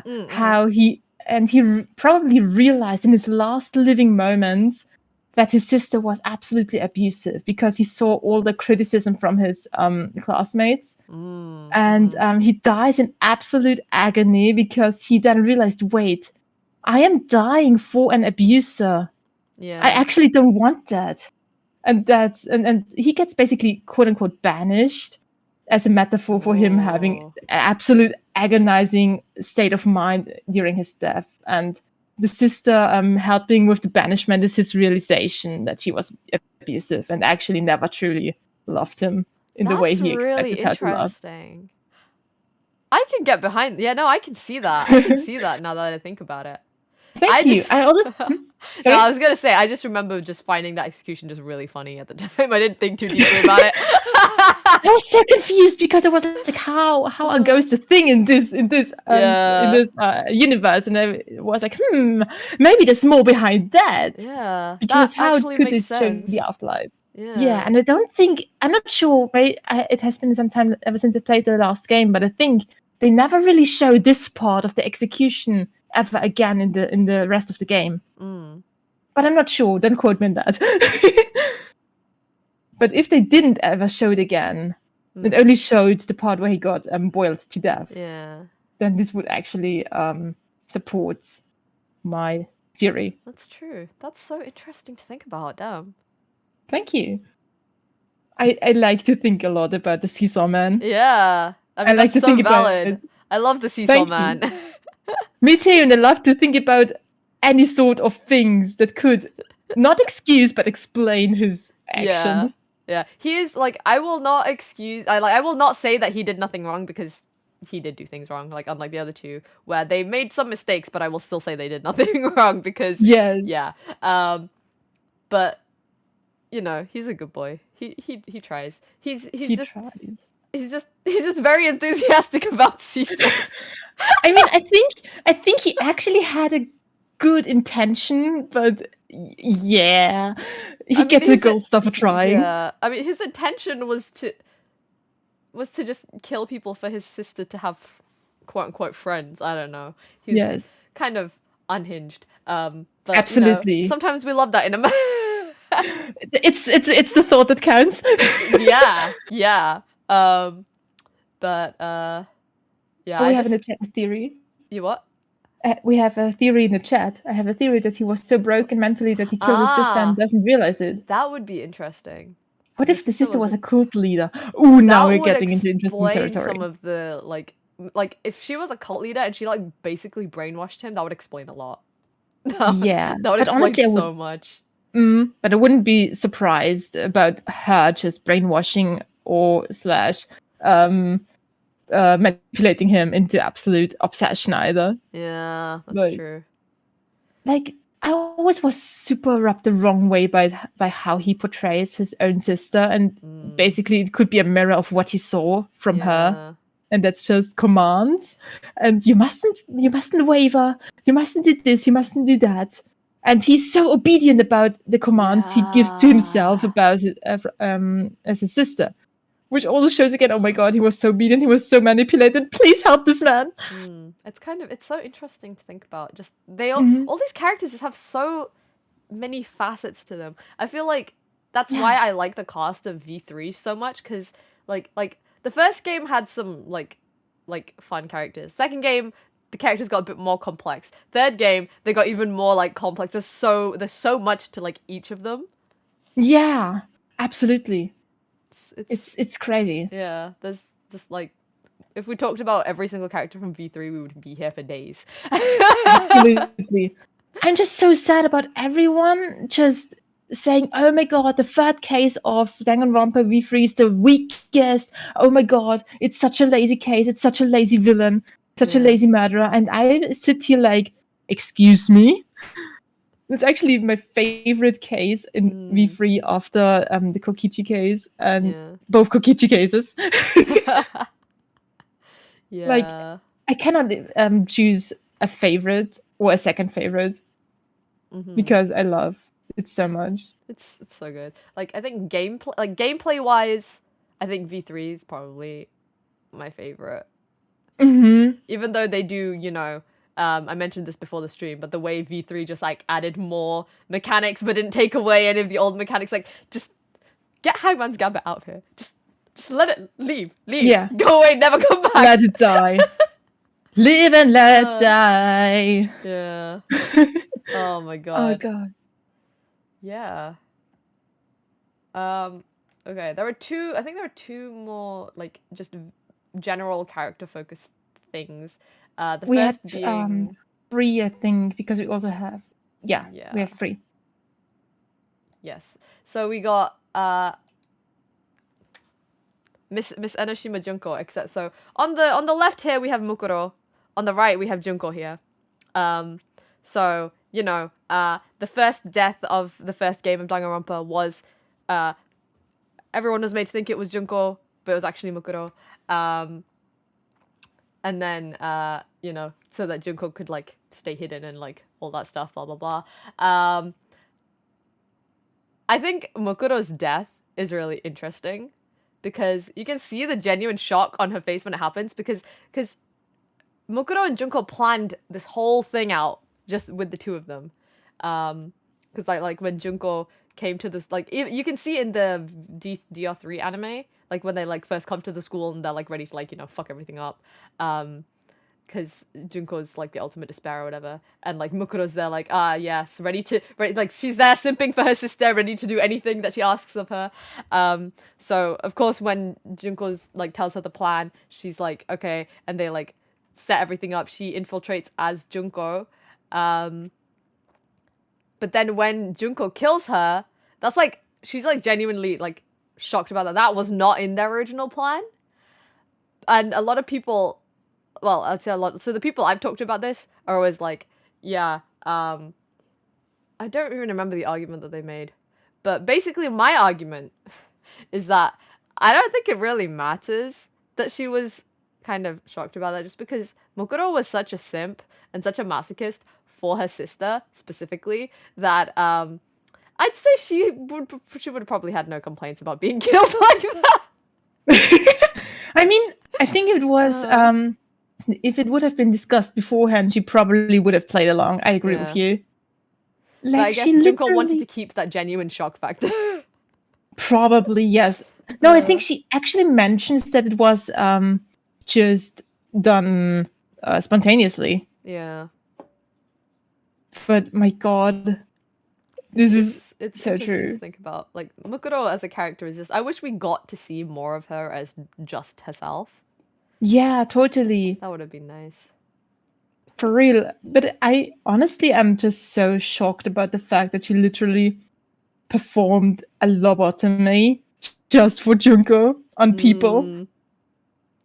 Like, she died instantly. She thanked her sister for giving her the best despair. Yeah, that's true. True, yes. Yeah. And then, but yes, but about Junko specifically, do you have any, like, opinions? I personally think she is a really threatening villain, per se. But the anime, like Danganronpa 3, made her a bit less threatening to me personally. Oh, really? Yeah, because in the games, she literally describes that she did some very dirty games to get people on her side and get people do dirty things, and then basically in the in the game still. Somebody says, "Oh, is it brainwashing?" And then she says, "Oh, no, it's not brainwashing. It's a little bit different." And then but it was brainwashing. It is brainwashing, and this makes it so less intimidating to me personally, because you expect her to literally play with people's weaknesses, exploit them, like she actually did with Mukuro, in my opinion. And this kind of got lost in the anime, and I think that's very sad. Yeah, that's true. I mean, she did like still like manipulate them into it, for the brainwashing. I think the main thing that she did to cause the whole tragedy was killing Chiaki. That's what allowed her to be able to brainwash everyone so effectively. Because Chiaki was like the one keeping the class together. And then once Chiaki was like brutally murdered in front of their eyes, that's when they fell into despair and she could properly like brainwash them all. They became the remnants of despair. The whole tragedy happened. Yeah. I don't know. Yes. I think she's I love her. I think she's such a queen. She's such a girl boss. For the longest time, I used to say Enoshima Junko did nothing wrong, but I realized this is an incorrect statement. And Junko would not want me to say that she did nothing wrong, because this bitch has gone out of her way to actively do everything wrong. She wants the world to go to shit, and I can respect that. So I will say that Enoshima Junko did everything wrong in the best way possible. Amen. Amen. I mean, I think she's a little bit annoying in the trials herself, but I respect her so much as a villain, and I respect her intellect and her abilities to orchestrate all that. Yeah, like I get why people might find her annoying, but I don't know, I like her like personality switches every other sentence. I think it's really fun personally. But yeah, just the fact that her brain is so big. She just orchestrated this entire thing. She destroyed the fucking world. Yeah, like, exactly. Crazy. Oh my god. And even after she died, she was still fucking shit up. Like, you look at like Super Danganronpa 2. Yeah. She overtook that through using Kamakura because she basically she uploaded herself into Shirokuma and Kurokuma, who are in Ultra Despair Girls. That is Junko. Like, you put those two together, that is Junko. That is how Kamakura took those two. That is how he got them into the program in Danganronpa 2. And, like, when I played Ultra Despair Girls and I got to the end scene and I saw this and everything, like, all the dots connected, I lost my mind. Oh my god, I really need to finish this game. Yeah. I don't mind the spoilers about the game, but oh my god, I really need to finish this one puzzle piece. When you find out that because the gameplay of Ultra Despair Girls is kind of it's very different because it's like a third person shooter. So like, it took me a bit to get into it, but then I got like invested. Like the story is what really got me invested. So yeah, when you see how it all connects, it's like, wow. Oh my god, yes. I really need to look into that. Yeah. Wait, they made some of the novels available in the games in Danganronpa 0, where she has amnesia and a different identity, really gives some new insight into how big brain she is. Yeah, oh my god, this is interesting. Okay. I can't remember which one Danganronpa 0 is in. I should check that out. I think that's the one with the ultimate neurologist. Okay. Who's like one of those protagonists that some really love, but I never read the novel. I don't know. Interesting. I should check that out as well. I heard it's really good. Damn. But yeah, I just really can agree. Junko is Junko so girl big boss. brain. Junko girl boss, Junko big brain. Yes. I do not acknowledge the Junko of the Danganronpa 3 anime, I must confess. I like to pretend she didn't do that. That's fair. That's fair. Oh, but oh my god, what I love of the Danganronpa 3 Junko is the first killing game that she orchestrated with where she locked all the student council people in one. Yeah. Yes. Oh, that was actually actively difficult for me to watch. Like that was brutal. Yeah, with Mukuro singing Tsubasa Kudasai in the background. Yeah. What the fuck? Oh, that was an impactful scene. That was really good. Mm-hmm. That was like the start of the whole tragedy, which is like, sheesh.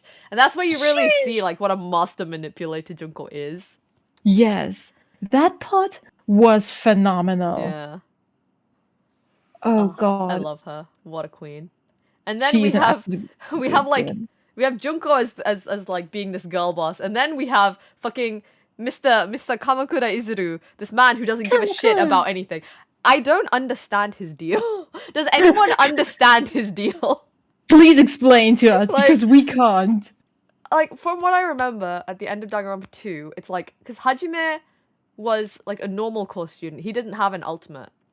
But it was something like the dark side of Kibogamine was that the normal students existed to be like experimented on or something. And like Hajime was like the successful one. And like, wasn't Kamakura originally like supposed to be like the founder of the school, and they turned Hajime into Kamakura?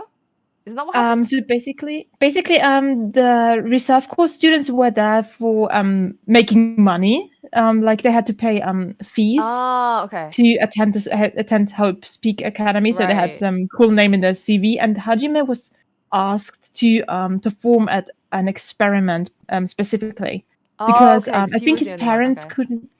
I think his parents couldn't afford tuition anymore. So he was offered a compensation of not having to pay tuition fees anymore if he participates in the experiment. That's how he became Kamakura.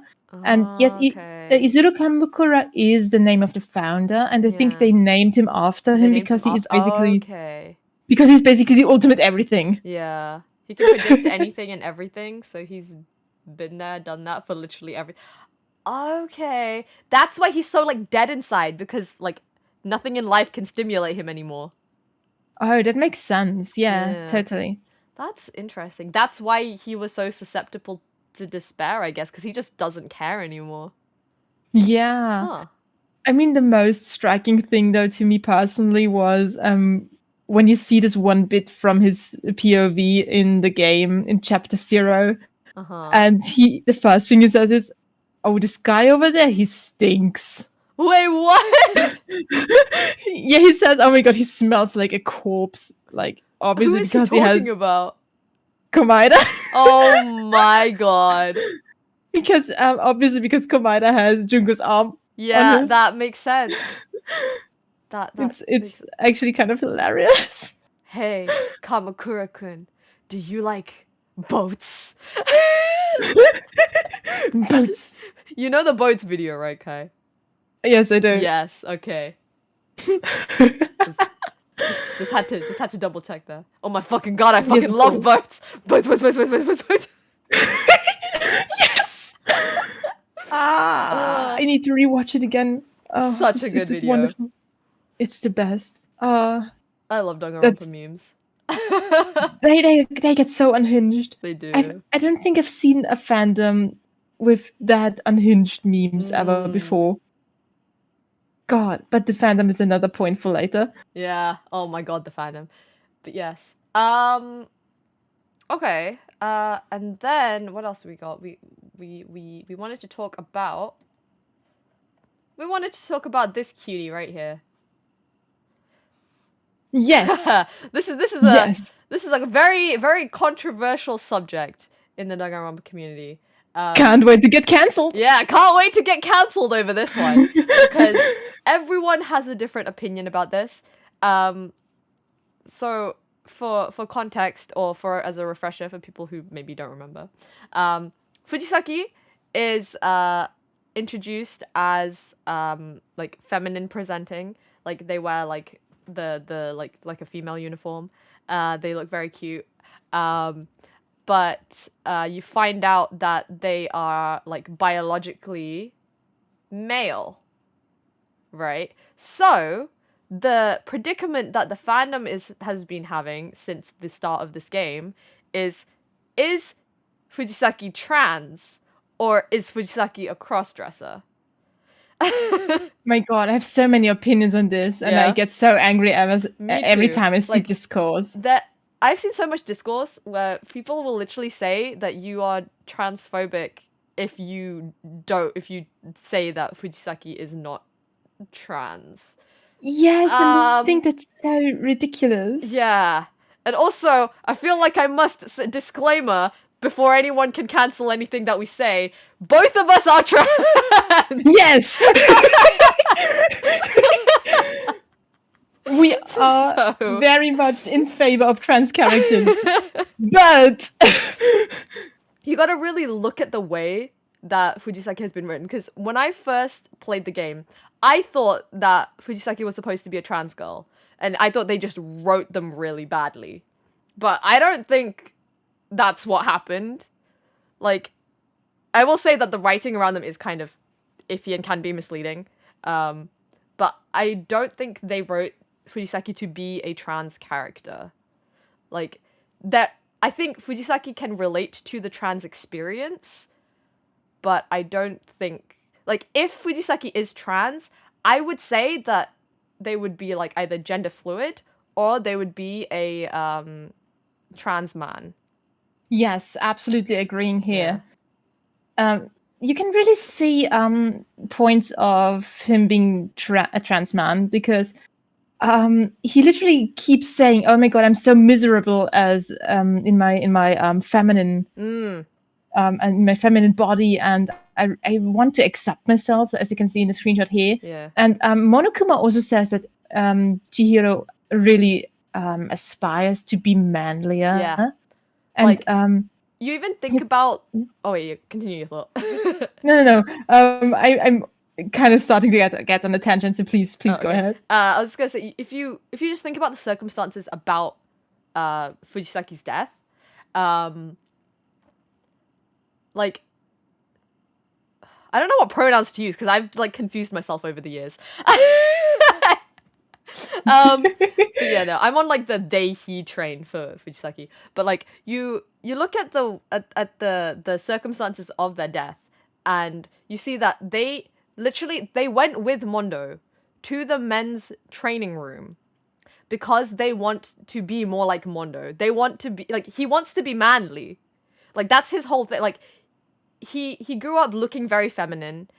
He grew up like being physically very like weak, so that's why he like dresses like that. That's why he like behaves like that, because he thought that he would get picked on because he doesn't look like traditionally masculine. And that, I think, that doesn't, like, that is not the I feel like that's I can't really speak for people, but like I feel like this relates more to like the trans mask experience than the trans femme experience, right? I think so too. Yes, Yeah. like I think yeah, I've already heard the argument from people that, oh my god, but why did Chihiro have a male's handbook then?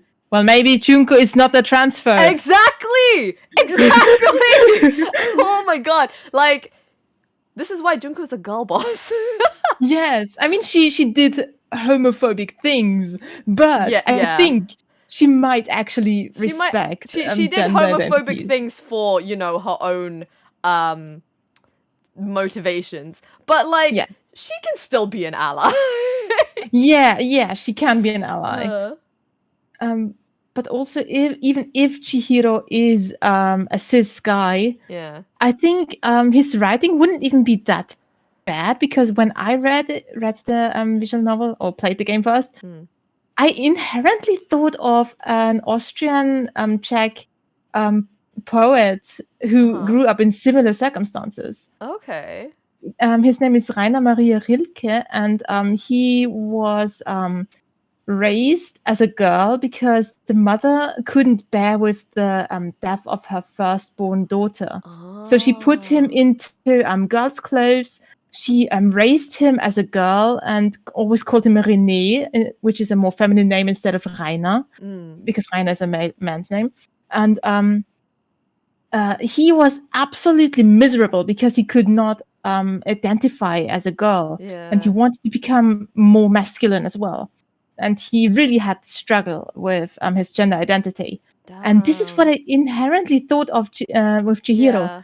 But it's because so rare Chihiro to hear of like cis people having like the trans experience. Yes, if they grow up in like, or like, let's put it like this: the heteronormative society makes not only trans people suffer, it also makes some cis people suffer, because they have to follow a certain stereotype of a gender role. Exactly. And this is terrible. This is so painful and hurtful for so many people. Like, boys can't cry and stuff like that. And this is why we have the whole toxic masculinity topic. Exactly. And this is actually a big topic in this case as well, the toxic masculinity and gender roles, because Mondo actually plays into all those gender roles of a man because he hides his own weaknesses, and he does not admit to being, like, admitting weakness is strength, and Chihiro admits to his weaknesses and shows strength, and Mondo can't do that, and that's why Mondo killed him. That causes his like actions in of effect, like the absolute uncontrolled outburst that he has. And this is honestly so sad, and this actually happens a lot in real life as well, and this is so sad. Yeah. I think it's so ironic that there are people who make the argument that, like, oh, Chihiro has to be trans. Or that Chihiro has to be like trans femme, because like if they base it just on the way he looks, it's like, or the way other people perceive him, I'm like, people are more complex than just their surface. Like, yes, you can't just judge a character by the way they look all the time. Especially when the writing is like this. exactly. I think people who claim that if you think Chihiro is male in any way or not trans, you are transphobic. Those people, Yeah. I think they don't have reading comprehension. I'm so sorry, Yeah. but Chihiro No, literally states he wants to be male, he wants to be masculine. Yeah. He literally states that. And I think actually if you read him as a trans male character or just as a gender non-conforming this guy, I think his writing is pretty nice. Yeah, you can personally. read it as you can see the gender dysphoria. Yes, absolutely, and it's so sad to watch, honestly. Yeah. It's just that the dysphoria is going the other way to what most people seem to interpret it as. You gotta look deeper. That seems to be like the trend going on here as we talk about all the characters. It's like you can't just take it at the surface. This stream's theme is just we need to go deeper. We need to go deeper. Like yeah. This screenshot. Mondo is the symbol of a strong man that Chihiro had always aspired to be. Exactly. Like, this is also, again, showing that Chihiro just wanted to be masculine. Yeah. And wanted to be not what he is. Because what we see of Chihiro is what he is, but what he doesn't want to be. It's like before the egg cracks. Yeah. Like, he felt ashamed of himself because he identifies as like masculine, but he felt ashamed of himself and didn't feel like he could like externally identify that way because of the way he looks and because he didn't feel like he was strong enough and because of all of these like toxic masculine traits that society puts on men. It's because of the patriarchy. Yeah. Like the patriarchy, yes, exactly. It's bad for women, but it is also bad for men. It's bad for everyone. It's bad literally. For everyone. Yeah. As a history student, I can say it's bad for literally everyone involved. Yeah. Your kneecaps, hand them over. Yeah, this is yeah. I don't know, just food for thought for anyone who seems to think that Chihiro is like trans femme. You are like you can headcanon whatever you want to headcanon, but the writing seems to specifically state one thing here. Well, learn to read. Learn to read, please. Yeah. Like, headcanons are fine. You can headcanon anyone as anything. Like, absolutely. Yeah. But if you're like insisting that Chihiro is in canon supposed to be trans femme, then we're gonna fundamentally disagree there. Yes, like headcanon Chihiro is a trans girl as you like, but it goes a little bit against the implied canon. Yeah. Yeah, I think those are all the character-specific stuff that we had. Yes. So before we go on to that point, okay, you wanna discuss a little bit about your opinions on Ultra Despair Girls a little bit? Do you have well, you never finished the game. So... I never finished the game. I just was extremely uncomfortable about some things that got shown here. The groping game. Yeah, the one with Kotoko, right? Yeah, I think that's the thing that made me quit the game. That's bad. That scene was not great.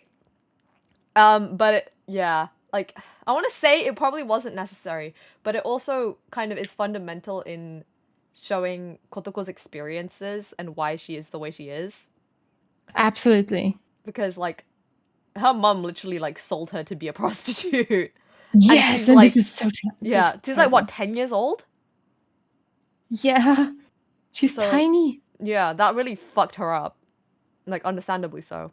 And so, like, yeah, whenever anyone says the word, like, whenever anyone says, like,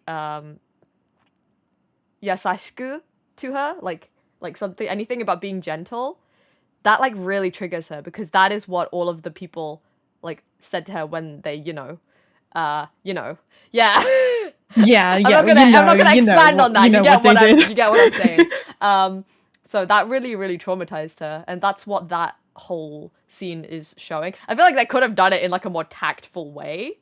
But yeah, it is there for a reason. It is an uncomfortable experience. I will give you that though. I think it's supposed to be really uncomfortable because this game is literally just about showing different types of trauma, and I think if you decide to play Danganronpa, you signed up for playing an ugly game. So much trauma.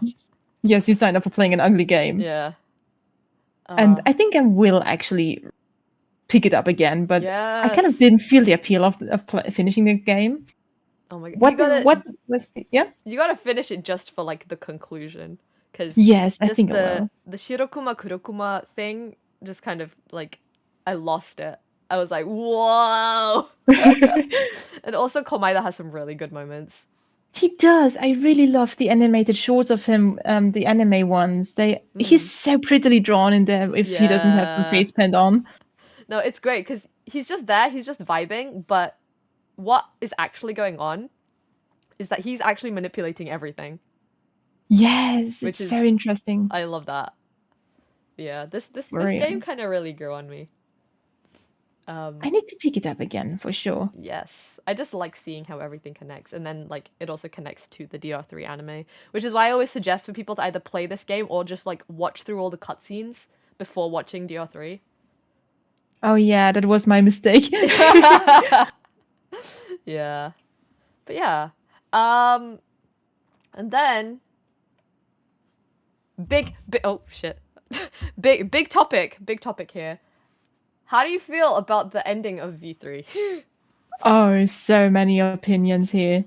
I think both of us have so many opinions here. So many. I have some conflicting opinions just within myself. Like same. Yeah. I just have some iconic tweets by Miss Tsumuki Shirogane on the screen because I think that Twitter bot is gold. But yeah, I don't even know where to begin with this. Maybe let's start with this. Do you think that Tsumuki lied or not? Because that's a big debate in the fandom. That is a big debate because I've been having this debate in my own head for the past for the past 5 years. Oh my god! I have not reached a conclusion. I can't tell because they left the ending so open because they were like, what if? Because she made this case she made a very convincing case that this is actually all just like fictional, none of this is real, and then they will the survivors are like, we don't know that for sure, let's go out and see what the world is actually like. So I don't know, part of me feels like, okay, I want to believe that Tsumugi was lying because I don't want to think that everything was fiction, you know? Yeah, me too. But absolutely. If she was lying, then that begs the question of what actually was the deal in V3 then. Absolutely. And also what kind of makes me think that she was lying is that if this cospox thing is real in this universe, in this game universe, then Kaede is a real person and she can't cosplay as real people. Yeah. But I guess that's because, like, at that moment, Kaede was a real person because, like, if you're, like, brainwashed into thinking something, then that basically is your truth. But Tsumuki wasn't brainwashed, that's the thing. No, but Kaede was. So, like, because, Kaede was, like, right there, right in front of her physically. Kaede, true. So yeah. Now we're on the same page. Yeah. But when she cosplayed as any of the other Danganronpa characters, she didn't have any of the cospox. Yes, true. Then maybe the cospox was some excuse to have an alibi. Yeah, and maybe. Either that or it's just like because they did like a bunch of like funky shit for like the V3 like quote unquote game. Where like she would because because like everyone was like brainwashed into like they were like all given like certain personality traits and stuff. So if they could do that, then they could have just given her some kind of allergy. True. Yes. Yes. I don't know how that worked. Another thing that makes me think, or like it's more like a straw that I grasp for, is when she said, yeah, she's doing a copycat crime. Yeah.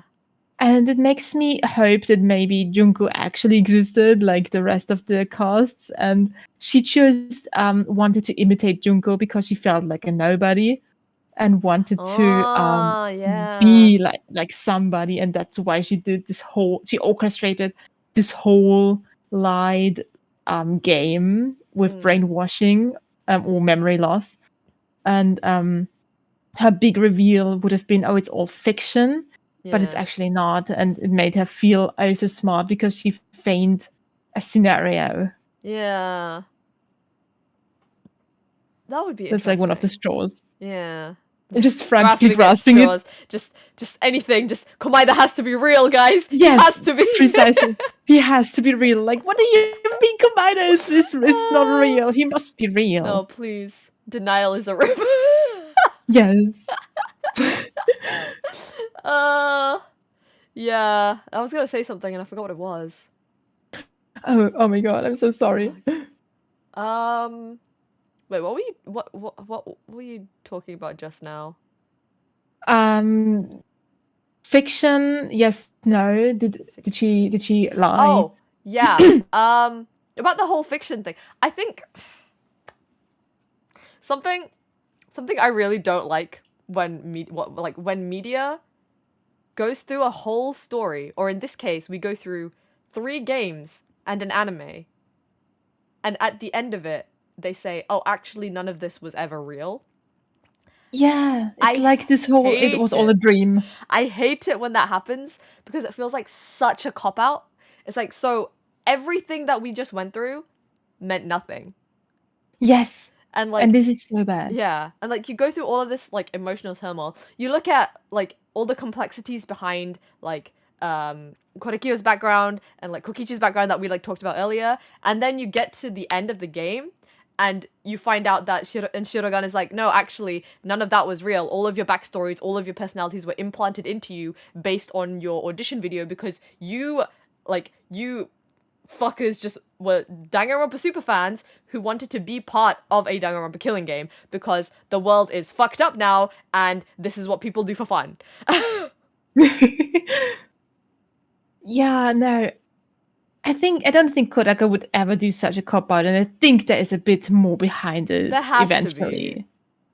Yes, because everything is so complex, everything is so well crafted, and then just it's all fiction. I mean, it's an interesting plot twist. I will give them that, but I'm absolutely on your side. It feels like such an excuse, like, oh, it's all a dream. Yeah. You wake up and it's all a dream.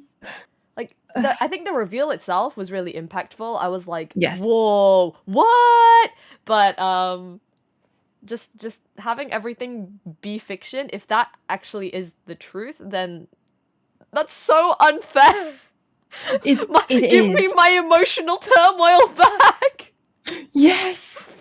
God, it's so terrible. And also, I don't know, it feels like all the backstories, all the trauma that the characters have kind of feels, quote unquote, for the lack of a better term, invalid.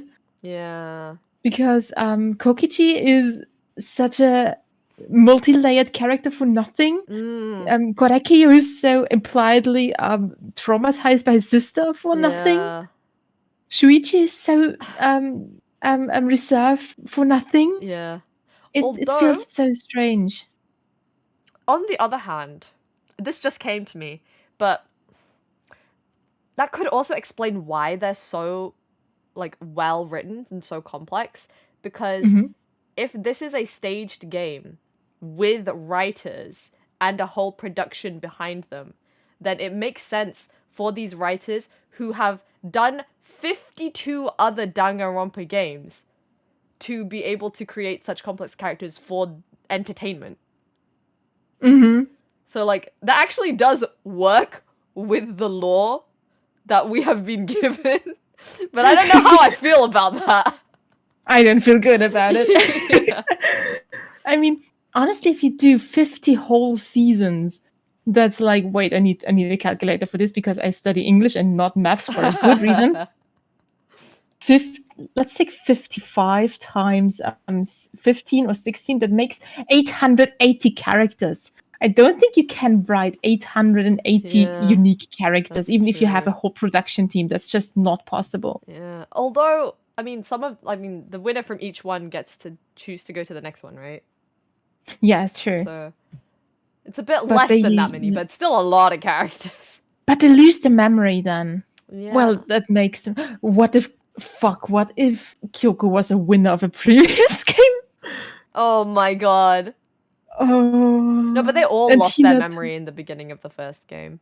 And Hinata was maybe the winner of the previous game. Oh my god. But actually... Oh my god, wait, I found another argument why it can't be fiction. Because if it's really all fiction and the winner always transfers over to the next game, we don't have that in the... Oh yeah. Well, we do with Byakuya. But that wasn't it's not the same Byakuya. Exactly, there are two Byakuyas, and they also are being seen separately as different characters, also on different locations. So it's not... If you think about it, think about what the ultimate imposter actually does. Because if you look at the Danganronpa 3 anime, the imposter, like, he only impersonates someone. Like, he has to... He had, like... when he... What am I trying to say? You know what? Okay, he was originally... What? Oh, I feel that. He was originally supposed to impersonate Mitarai, right?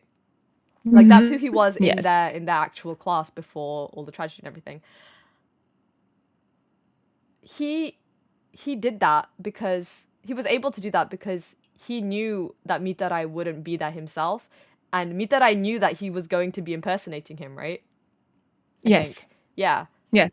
That means they had to have some kind of mutual understanding there. So for him to impersonate Byakuya, he had to have had, like, a mutual understanding with Byakuya, right? So, like, essentially he was Byakuya.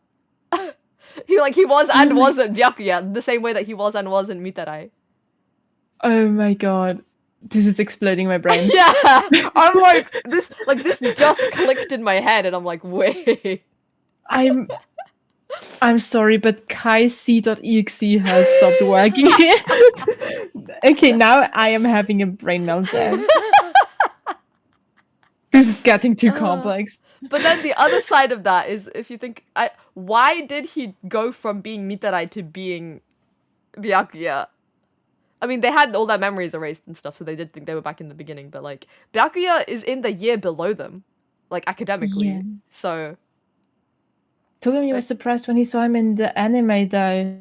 Oh, yeah, was he? Okay. Right. Okay. Right, there was I didn't something. know that. Maybe? Oh, maybe it was, like, Oh, wait. Yeah, they actually... If it really was all staged in fiction, then they actually planned the crossover of Season 1 and Season 2 together. Yeah. Oh my god. That breaks the rule. Maybe they came up with the rule later. I just want a straw to grasp. Right? Yeah. So it can't be fiction, please. The way I remember Shirogane, like, phrasing the whole Danganronpa, like, cult phenomenon was that, like, the first 2 games came out, and that kind of took over, like, the entirety of society or some shit. And suddenly everyone wants to be Danganronpa, and after the first few games, I think, is when they made it into, like, a thing where real people got involved and they had, like, actual physical killing games. I think the first 2, what she said was that the first 2 were just games, like completely, like, 2D games. After that is when they got, like, real people in, like, what they did for V3. If I'm remembering correctly, it's been a while. Oh god. It's only been, like, 2 years? No, 1.5 years for me, but still, I have a bad memory. Oh god. I should have watched that one too, because I literally watched cases yesterday to prepare for Oh my god. Korekiyo, Yeah. Kokichi, and Fuchihiro, but this I didn't watch. The final scene. The final scene. I should have watched it. I didn't study enough for the test. It's fine. I'm like literally here winging it. It's okay. I'm not sure about that, if she said that, but I feel like that's how I interpreted the reveal. That like Danganronpa was a series that existed, and then everyone became obsessed. Like society as a collective became obsessed to the point where they created like physical games. I think that's kind of sick. Yeah. But then you look at the fandom, you look at the Danganronpa fandom, and you're like, actually, this isn't that far-fetched. Actually, yeah, I think there were actually people who tried to organize a killing game like that. Are you kidding me? I think there was something. That's actually crazy. I mean, I don't know if it was fake or not. As in, if they just did it for funsies and didn't kill each other, or if there were actually people who tried to kill each other. I think there was both, but don't quote me on that. Oh my god. Been a while since I've looked into that. Yeah, the fandom is the fandom scares me.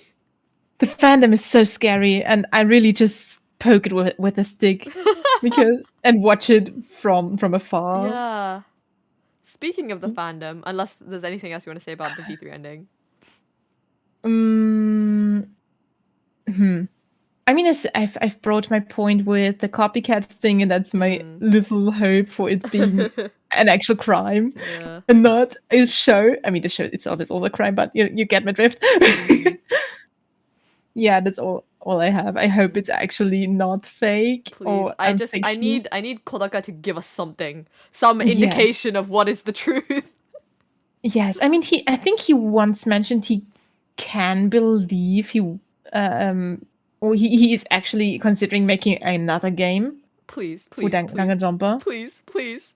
Yes, I need it, because the ending was, while it was really interesting, it was kind of unsatisfactory in my opinion. Yeah. And with this mastery of writing, I can't believe this is the ending we get, and I don't think it's. Yeah, there has to be more to it. Also, I think it's really interesting that V3 is the only game where we only have 3 survivors. Whereas in the others we have 5. True. Yeah, God, because one of them was Shirogane, who was the big bad, and then one of them was Kibo, who sacrificed himself. Yeah, Kibo. Oh, Kibo. My god. Yeah, no, I don't think I have any more opinions. I mean, I kind of like those AUs going around of Danganronpa V3 being 100% staged, as in, okay, they actually didn't die and they are somehow hospitalized somewhere, or it's like the simulation from the second game. And that I've seen a lot of great fan art out there, as in comics with, for example, Shuichi visiting post-game Kokichi in the hospital or something like that, or after he got revived from the simulation. That would be interesting. I gotta say, like, the ending of Danganronpa 2, I am kind of happy about the fact that actually no one died at the end. I was kind of conflicted. Like, on one hand, yay, they're all back. On the other hand, also feels a little bit like a cop out, but yeah, I had that as well. Like, I had that turmoil, but then I was like, you know what? I'm gonna take the win because I love my kids. Yes, this is so fair. Sumiki got cancelled and went to rehab. She didn't get crushed by a rocket. It just landed like 10 centimeters in front of her. Oh my god. Oh god. But no, I think those are like my opinions. I just really hope it's not fiction. Yeah, me too. But the concept is interesting. Give us a sign, Kodaka. Please. Yeah. So I guess now we move on to the real cursed topic, the fandom, which I actually know nothing about. Haha. I want to apologize to you in advance to break your naivete, your blissful ignorance. Here we go. So yes, the fandom, you name it. Yes. I mean, I'm not too savvy on everything, but there are instances happening like the soap incident, which I actually got to see live in 4K on Twitter myself. You want to explain the soap incident once more? The soap incident happened when a Twitter account hosted a Danganronpa popularity poll, and people could actually vote on it. And the problem was that it wasn't limited to how many votes you could give. Some people actually installed bots to vote for. A lot of people do that in those polls, I've noticed. Yeah, they installed bots to vote so many times for different characters. And that's why some characters did not get the recognition that others hoped for. And so a Discord call that was tweeted about on Twitter was grouped together, and people just ate soap together in protest. And the host of the poll had to literally cancel or pause the poll and literally tweeted, "I will not post anything of the poll again until you stop eating soap." And the best thing is, you want to know who won first place? Please tell me it was Komaeda. Hifumi. Fuck that! So many people did, or maybe it was just one person, I don't know, but somebody programmed a bot that would vote for him so many times that he had such a big amount of votes. Oh, I hate that. Oh my god. Surpassed everything, and it was Hifumi Nation Rising. Everyone posted Hifumi Nation Rise.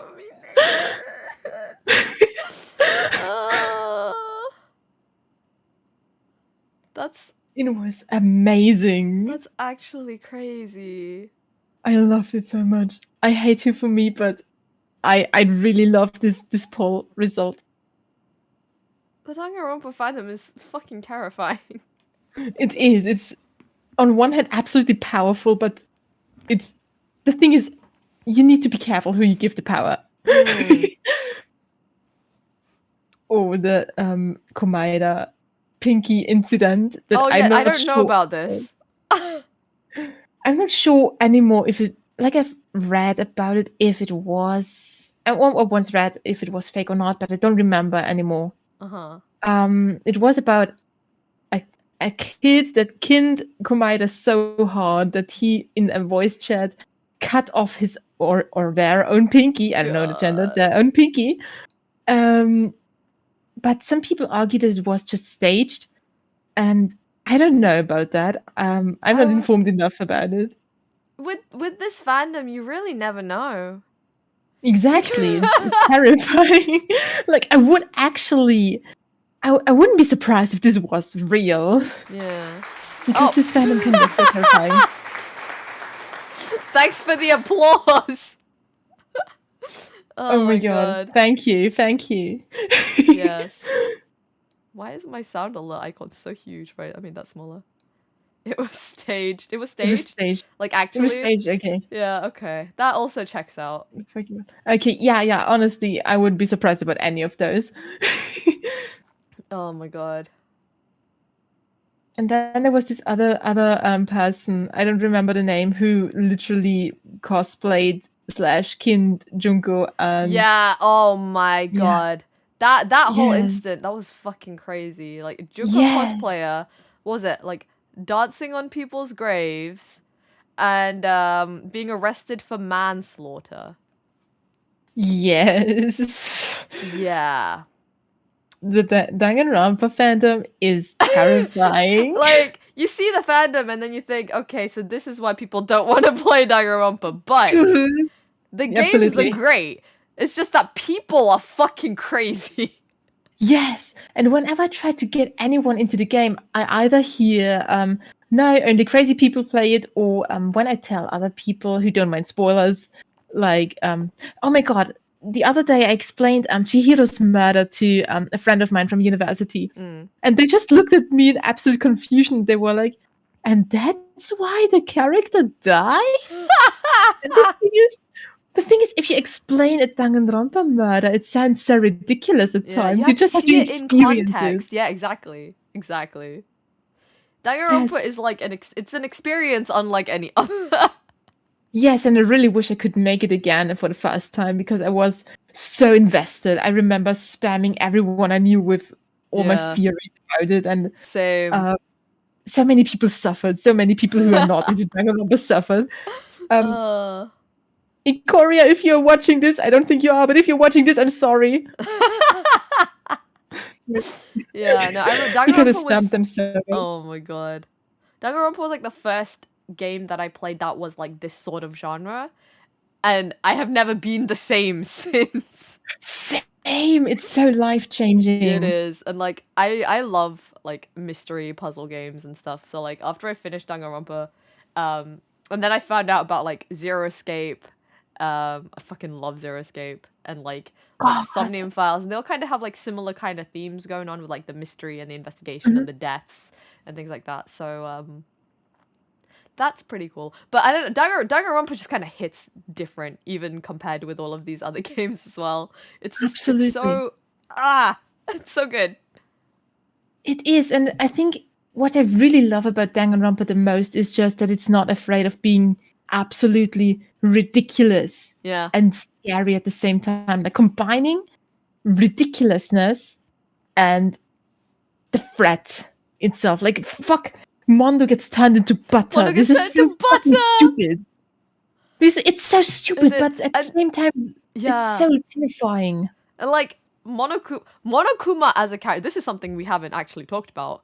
Monokuma. True. Because Monokuma is fucking ridiculous. Yes. Like, this bitch. This bitch just like Monokuma is Junko, yes. Yes. It's Junko's persona. Like, he's Junko's persona. And like you can really tell how much fun Junko is having as Monokuma. Because Monokuma just like he just pops up out of absolutely nowhere to just say some kind of bullshit and then just like yeets away again, and he's just having the time of his fucking life. Yes. And like sometimes he says like he comes on screen, he's just like the horniest shit you will ever hear in your fucking life, and then he just leaves. Oh my god, Monokuma is Junko's VTuber alt. This is oh my god, you're right. Oh my god, this is so true. I can't believe Monokuma was the first VTuber. Now that you say it, that's true. Wait! Who controls Monokuma in V3? Shirogane, right? But Shirogane is around. Isn't it like a... She's in the same room as Monokuma. She can't control him. Huh. No, because they have like a whole production team, right? I mean, true, fair. But at the same time, it kind of makes me wonder, maybe this is actually running on Junko's uploaded data. That would be interesting. Maybe she got it. Maybe Shirogane, I don't know, stole the files somewhere from, I don't know, dark web or something like that. Maybe. Or somehow got access to the data. And uploaded it to Monokuma. It's been a while, so I don't know if this is right, but was Monokuma's voice the same in V3? It was. Okay. I think it was. Maybe he was like a Junko AI then. Yeah, I think that is actually a possibility. That's interesting to think about. It's also just me hoping again, but yeah, because like the one thing we know for sure about Shirogane is that she is like the biggest fucking Junko simp I've ever seen since Mikan. Like we had Mukuro, then we had Mikan, and now we have Shirogane. Absolutely. The trifecta of Junko simps. Now that I think of it, I have the feeling that the Mikan and Junko situation is kind of similar to the Korekio and his sister situation. Oh yeah, definitely. Because Except like both. Mikan was also like brainwashed. Yeah. Oh, I mean, Mukuro, not Mikan. Oh, Sorry, Mukuro. Mukuro. Yeah. Because there are siblings that got basically manipulated, and one of the siblings is kind of dependent on the other. That's true. And starts absolutely obsessing over the other sibling. Yeah. Except like Mukuro gives me more like masochism vibes, so I feel like she was kind of, I don't know. I don't know if I could say she was completely manipulated into it. I mean, masochism and Korekyu is also a pair. Yeah. I can see that. In one of his friendship events, I think he even implies that he had a interesting session with other people. Oh my god. Yes. Oh, Danganronpa. There are some like Danganronpa is so like unapologetically horny, despite the fact that all of these kids are minors except for fucking Hagakure. I mean, the thing is, Monokuma once said it right. They're all teenagers. Those are the most horny people ever. I don't think he even mentioned that teenagers would even hump a bottle of water. Yeah, that he did say that, didn't he? Oh god. Yes. What if Korikyo is an AU Mukuro if Junko died? Oh my god. You're breaking my mind right now. Oh my god. Korekyo trans confirmed. I can get behind that. Yeah, same. He gives me very non-binary vibes, honestly. Yeah. Wait, I wanted to say one thing. Wait. I've lost it. Wait. Oh no. Did it have to do with Monokuma? Monokuma? No, a little bit. Oh yeah, the age of the students. Oh right. I think that especially the second cast. Yeah. Could actually be of age, but. Oh yeah, wait. I always forget that they're not actually the age that they claim to like think that they are. They're all actually adults. Yeah, like the first cast gets told they have been fast forwarded 3 years, later. Yeah, so they'd all be 18. Yes. That means the second cast would all be 19 at the time of the first game, but the second game I think is set like a year later. So they'd be 20. Yeah. Because they're a year exactly. older. Yeah. Okay. Okay, so they're not all just teenagers. Yes. I mean... So also, they are legal to simp for. Yes, I can't get cancelled. Yes, exactly. But I'm not sure about how this school system in Japan works. When they start high school? I think high school is 15 to 18. 15 to 18. Okay. Yeah. No, wait. Doesn't it end earlier with like 17? I'm not sure though. I'm pretty sure. I thought it was like first year is 15 to 16, second year is 16 to 17, third year is 17 to 18. Fair. Yeah, true. Yeah. But yeah, they are older, at least. Yeah. At least something, at least. They're all over 18, I'm pretty sure. I'm also sure. Because, yeah, the time skip, quote unquote. I mean, they believe they are 15. Especially the fact that right after they escape the first game, like, they go straight into the Future Foundation. Like, they have, like, adult jobs. Yes. Yeah. I was always so surprised, like, oh my god, they're so little and now they have jobs. Yeah, except they're not actually, like, 15. They just thought they were 15. Yeah. But it kind of makes you think, like, they all thought they were still 15. That means they're, like, none of them grew? In those 3 years? Or did they just not notice? I mean, they lost the memory. Maybe they just believed, oh my god, I'm a very old-looking 15. Yeah, I don't know, because they lost their memories of those 3 years, but they thought that this was literally, like, the day that they entered the school. Mm-hmm. That means the last memory they would have had was of them being 15. So if they woke up the next day and suddenly they were, like, taller or, like, they looked different in any way, that was gonna be plot holes. Oh my god. I mean, maybe Junko actually kept photos of them or some shit and then tried to restyle them as closely as possible to the previous looks. Because I think actually look the same way as they do in the anime when they start. They all look so baby. And then you compare, like, you look at the wait. Let me open the image with the the rest of the adults. Like, most of them look like adults, and then you have like the three from the four from the first game. Like, I don't know how much time has passed. Like, Hagakure actually looks his age, but like, yes, like especially like Naegi and Asahina, they look so baby. I mean the thing is, 18-year-olds look so baby. They do. That's true. Yes, so I'm not surprised they look baby. Mm. Like, if you are out there and you are 18-year-old, you look baby. Yeah. Like, Mitarai does also look around the same age as them as well, and he's like a year older. Yeah. Yeah. I think this actually checks out. Hmm. Age is weird. It is really weird. Just again today, I was told I don't look like 25. Oh my god. I was told I look like 18. I get that all the time. Yeah, same. And like oh my god, my university colleagues, because I started university again last year. No, 2021 I started university again, so I'm like among all those babies. Oh my god. And whenever I mention I'm 25, the most brutal thing I've been told was like, oh, you've kept up so well. Oh god. You don't look that old. That's painful. It is. I feel like Mother Gothel at the end of Hangman, like speed ages every time I hear that. 85 years every time someone says that to you. Yes. Yeah. Wait, did they not get their memories back as the game went on? Wait, which game? The first game? Wait, did they? They got like the photos, but I don't remember if they got their memories. Old game back. Slowly. Maybe they. I don't remember. It's been a while. Yeah. Same. Yeah. Wait, there was something else I was going to say. Oh, V3 and the Love Hotel. That was so like that's the thing.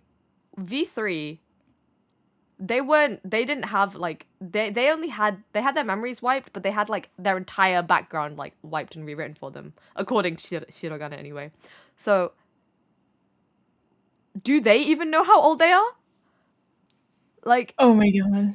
Because I think that V3 might be the only cast where they are actually the age that they are probably all around the age that like they actually claim to be, because if you look at the end of like in the ending, like Shirogane kind of shows all of their like audition videos, right?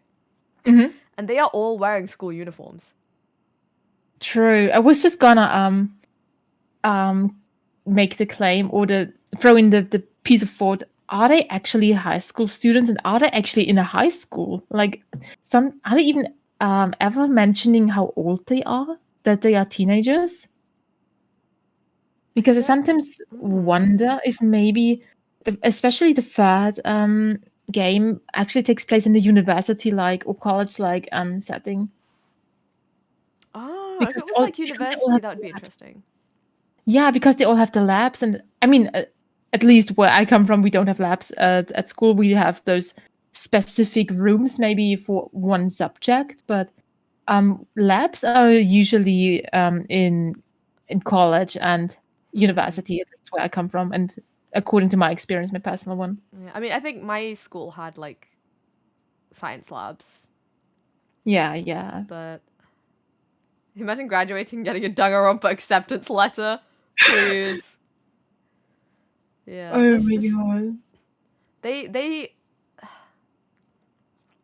ended they gave us an ending, but they also left us with so many questions. Yes. It's oh, Danganronpa. Oh, Danganronpa. You silly little game. Yeah. Thank you for laughing. This now sounded like the ending of a 1990s anime episode. Yeah. Is there anything that we missed talking about? Is there anything that you wanted to add? Oh, thanks for the hydrate. Oh my god, yeah, let's all just hydrate for a moment. Hydrate break. Hydrate break. My model is spazzing a lot now, but it was make sure you're not shrimping. I'm actually in shrimping because otherwise my model would spaz even more. Oh my god. It's lagging so much. This is the first time I'm actually using this software, so I'm sorry for weird lip motion or the lag thereof. This is fine. It's been like mostly okay, I think. Off topic, does Kai have a V-Roid? I indeed do. I have a V-Roid. Wait, which? Yeah. You. I'm talking to Ace right now. Yeah. Who's there's no other Kai here. What? What are you talking about? What other Kai? But yes, it's a V-Roid model, and I'm so sad you can't see the pants because I actually put so much fucking effort into the pants texture. Oh my god. One of the best V-Roid models I've ever seen. Thank you. I'm so sad I don't have my hat. I lost my hat somewhere. I've lost my hat. Have you seen my hat? No. I mean, I don't know if you know this meme. I don't know that meme. It's so funny. I think it's from like a kid's book or something, and people just stole it. Komaeda stole it. You stole my hat. Oh my god. There's actually a version of that with the V3 cast. Oh shit. Where Shuji goes like, I've lost my hat. Have you seen my hat? And then I think Kokichi stole it. Oh my, of course. I remember there was this one time, I was like, I don't know how I got to this side of YouTube. Like, I first got to the side of YouTube where there's like so many like Danganronpa like redraws for like various Vocaloid songs. Yes. And like they're all really cool. Especially like I really like the Hated by Life itself one. Like that hits. Like there's the V3 one for that.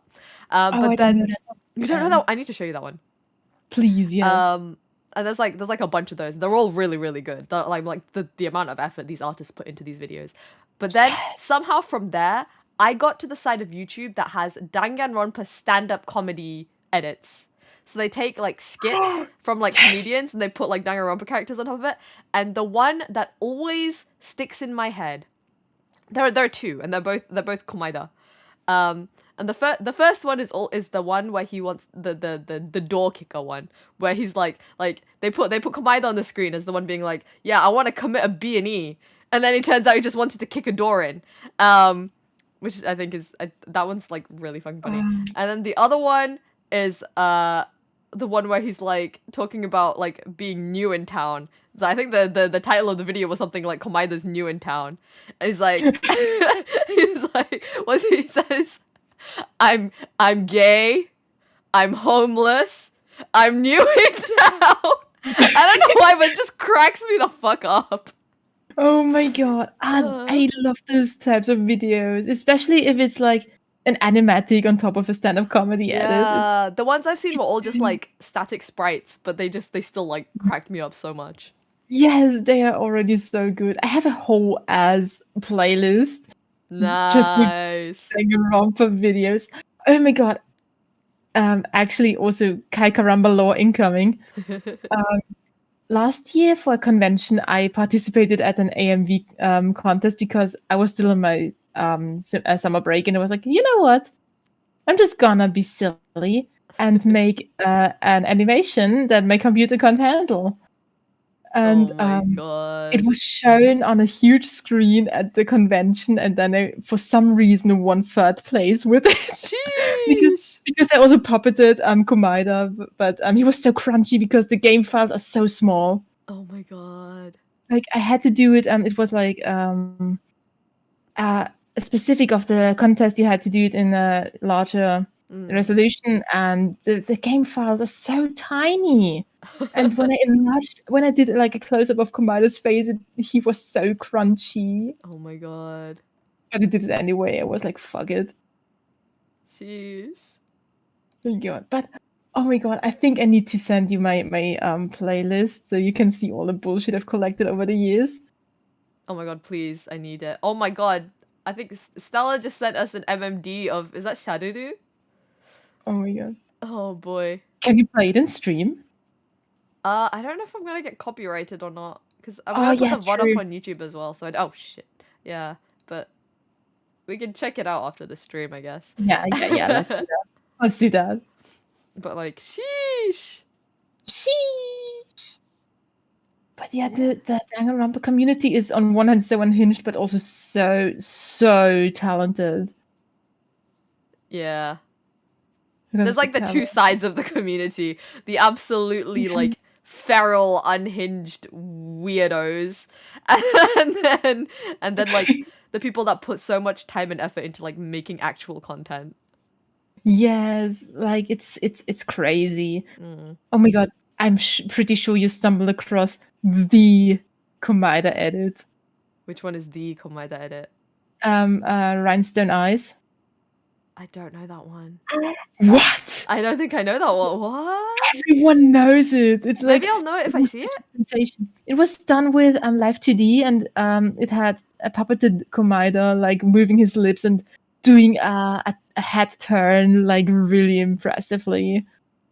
And it I don't started remember it. Oh my god, Oh it my started a god. whole trend and everyone was trying to copy it Oh, because shit. it became so popular. I'm so out of the loop with fandom. Oh my god. Like you sit there and poke the fandom with a stick, but I don't even see the fandom. I mean, not gonna lie, the stick is so long that I see all the things with a huge delay. And some really fly over my head, but oh my god. There's so much stuff. So much. I feel like we picked some like specific topics to go over. But there's just like so much we could have gone into as well. It's like each character has so much just individually as well. Absolutely, especially the V3 ones, I feel. Yeah. Like Tenko on her own is also so interesting. Oh my god, yeah, I forgot about. She's so controversial. I think I know a lot of people don't like her because she's a man-hating lesbian, but I love her because she's a man-hating lesbian. I didn't really like her at first too, and I'm also a little iffy about her writing, must confess, because it kind of plays into the man-hating lesbian stereotype. But if you know her backstory, and I think they could have integrated it a bit more into the main plot, then it all makes sense. And then also her like starting arc that never got to get finished cruelly enough. And they did it on purpose. They did it on purpose. I think that's one of the things about V3 where like because they put so many new mechanics and didn't get rid of any old mechanics, the trials in V3 were just so much longer than the previous games. Because of that, the investigation period and the story period before that were shorter. And I think V3 with such a rich cast of characters could have done with like a longer like story period before the death. And then like maybe a bit of a shorter trial. Yeah, absolutely. Like I think most of the time really gets eaten up by the games, especially the closing argument. I mean, some of the new mechanics are amazing, but please, for the love of God, let the hangman die. Please. This is the one thing I think that the entirety of the Danganronpa community can agree on. Fuck Hangman's Gambit. It's so bad. Like it's literally just 100% luck, and yeah, like everyone I have seen despises Hangman's Gambit. Yeah, it's just so terrible. It's a bad game. It has bad mechanics, bad controls. Why, Kodaka? Why do you put us through this misery? To love Danganronpa is to suffer. Yes.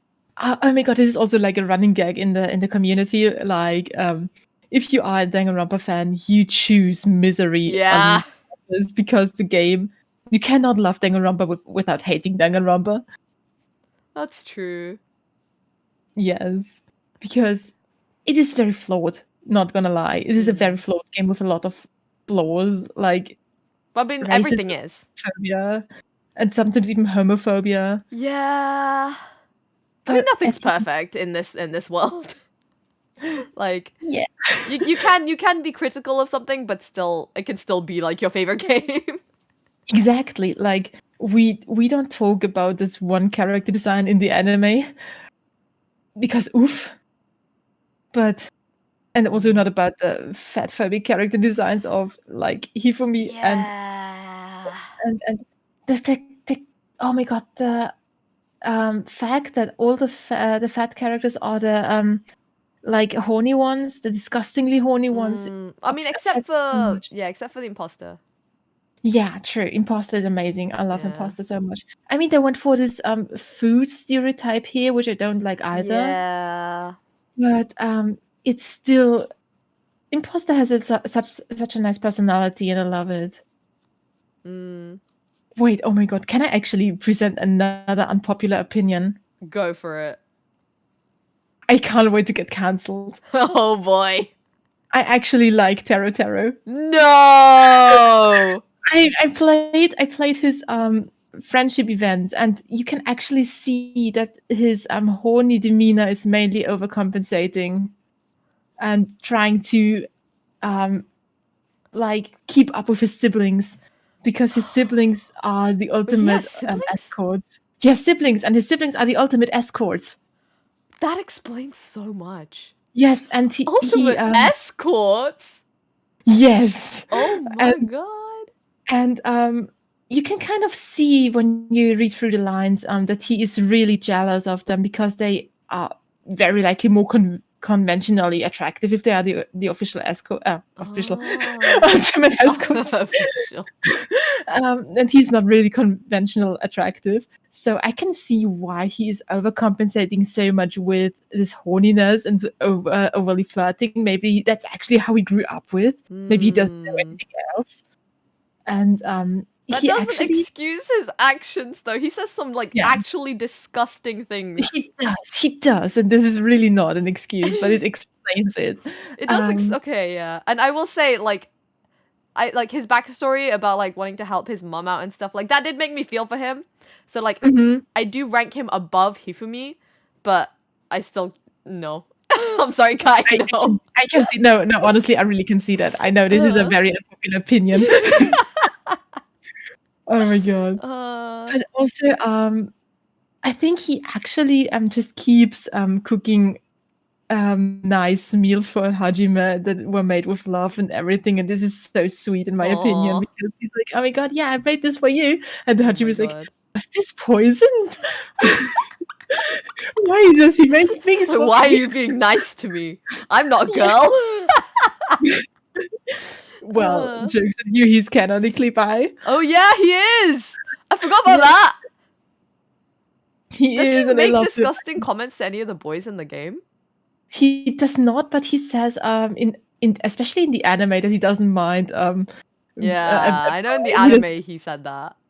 Yeah, he is being tied up in a shibari kind of way. Oh yeah. Oh my god. I don't know who it was who holds it first, but then it's Nekomaru later who holds it, and he's like, oh yeah, that's great too, I love it. Oh my god. So now that you brought him up, I can't not mention the soup scene from the Danganronpa 3 anime. No. I have to mention the soups. Oh no. I was crying. I couldn't fucking breathe. That scene was so funny. It made me so uncomfortable. It was I found it both hilarious and disgusting at the same time. Oh my god. This is like peak Hanamaru. Yes, I mean, not gonna lie, the shot they have of Komaeda, that he looks so cute in it, not gonna lie. But oh my god, this is so terrible. This is so terrible. And it's so the thing is, people blame Taro for it, but it's actually Hiyoko who did it. Was it? Oh, it's been so long. I think it was Hiyoko. I think it was Hiyoko, but it was not Taro. Oh my god. But Hiyoko the thing is another one a lot of people seem to have conflicting opinions about. Yes, I mean, I must confess, I know that people start liking her when playing her friendship events, but I did not play them, so I don't know her backstory at all. So I just know the surface level of her, and I'm like, shut up. She's just really mean. She is, especially she was. I'm trying to remember the case in the second game, like this. I think the second case in the second game with like where Mahiru died. And they had like that video game, which was like the backstory, like the actual backstory with like Hiko's sister. Yes. And it wasn't like they were like were they like the Mean Girl group? Or was it just Hiyoko that was being mean? Because Hiyoko was always like abusing Mikan. It was just Hiyoko being mean, I think. Okay. The rest was actually kind of okay, in my opinion. Okay. It's been so long.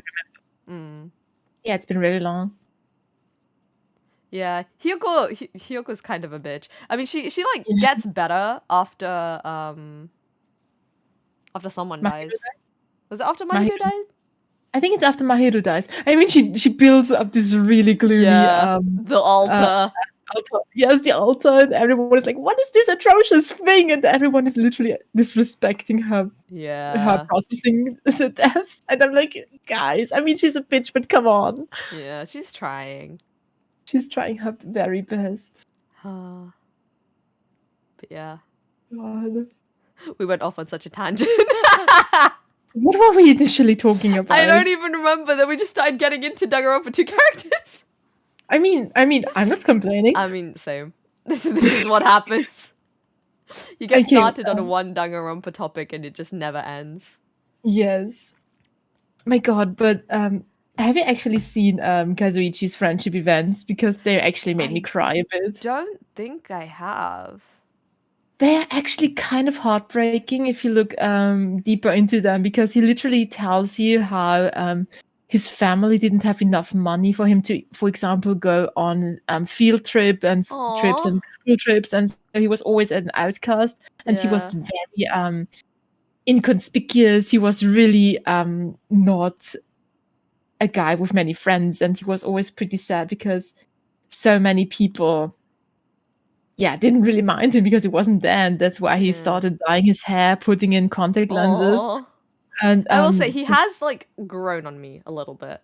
Yes, honestly, he's just really trying to have to be special, and he's trying to be more visible to other people. And I think he just sims for Sonia that much because it's probably his first crush, and he doesn't know how to handle it. Yeah, but he doesn't need to behave like an incel. Yes.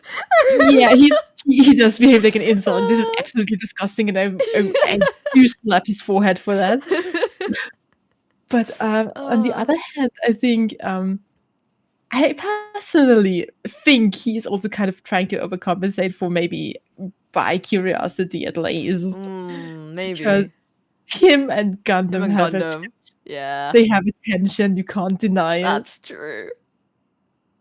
Gundam and Kazuichi is such a good ship. Was Kazuichi the one that made like Mekamaru? I think, yeah. He does a lot of things actually. He's super helpful actually. Yeah. Like he also that was like one of the things that I think that was one of the things that he did in the game that made me like reevaluate how I saw him. Yeah. Like he also built the construction that helped Hinata and him communicate through like across the island when there was this epidemic. I don't know, spreading. Yeah. The pandemic. Oh my god, Danganronpa 2 predicted COVID. The thing is, I played this game right when the pandemic started, and I was like, "Oh my god, this aged like fine wine." That's so funny. Yes, like they even literally. I remember literally screenshotting Hiyoko when she says, "If there's a disease you don't know how to cure, you isolate people so it doesn't spread." And I literally screenshot that and was like, "Listen, even Hiyoko knows it." Even Hiyoko, oh my god. Even Hiyoko would wear a mask in public. Yes, even Hiyoko would. Oh my god. It was so funny to play during the pandemic. Yeah, I can imagine. The irony. Oh, the irony. It's oh my god. Whenever I hear somebody say, "Oh, the irony," I really cannot not think of this one line from Kogichi, because shame on me, I played it in English. And he literally yelled so loud, "Oh, the irony!" And I really loved it. Oh my god. I kind of love the delivery of that line. The English dub for Danganronpa kind of scares me. I can see why. Like, some characters are dubbed really nicely, in my opinion. An unpopular opinion, I like both English and Japanese dub of Komaeda. They are just two different iterations and interpretations of the character, in my opinion. Like, for example, in the English dub, Komaeda has like always a little bit of some hoarseness in his voice. Like, he's so husky. And when he laughs, he sounds like he's not really having the voice for that. And this, I mean, I'm not a doctor, but if he really has a lymphoma, this kind of plays into it, in my opinion. And I mean, I don't know if this actually is something that can correlate, but I don't know, it kind of fits the association, in my opinion. And then I kind of really love that he's a little husky when he chuckles. Yeah. It's a really charming interpretation, in my opinion. I like it. Okay. And Kokichi, I initially really hated the voice because you can actually hear that he was voiced by a guy who is 50 plus. Oh my god. Like, especially in the laughs, but some lines are delivered so nicely. Like, I really grew on the English voice of Kokichi. Huh. Interesting. I mean, it actually really fits his playful demeanor. I mean, I've also heard that the voice actor of Kokichi is pretty problematic, but I don't know anything about that. So just look at the work here and not the artist. Yeah. Like, you can see that he really is a great voice actor, and some of his deliveries are amazing. And he sometimes also does this stereotypical, you're so clumsy, girl. Oh my god. It's great. Yeah, I'm too used to the Japanese voices. I can't deal with the English. That's fair. I respect that. I can so understand that. I also have that with some media. I will say that I did watch like all the highlight videos from the Danganronpa 3 like dub anime. I know exactly which one you know. Yeah. You mean. So I know the iconic lines such as Kamakura, yes, queen, and the anime live and die by the meme. The anime I didn't watch with the dub, but no, the bits that I've seen, like the compilation videos that I've seen, makes it sound like the voice actors for the anime just did not give a shit.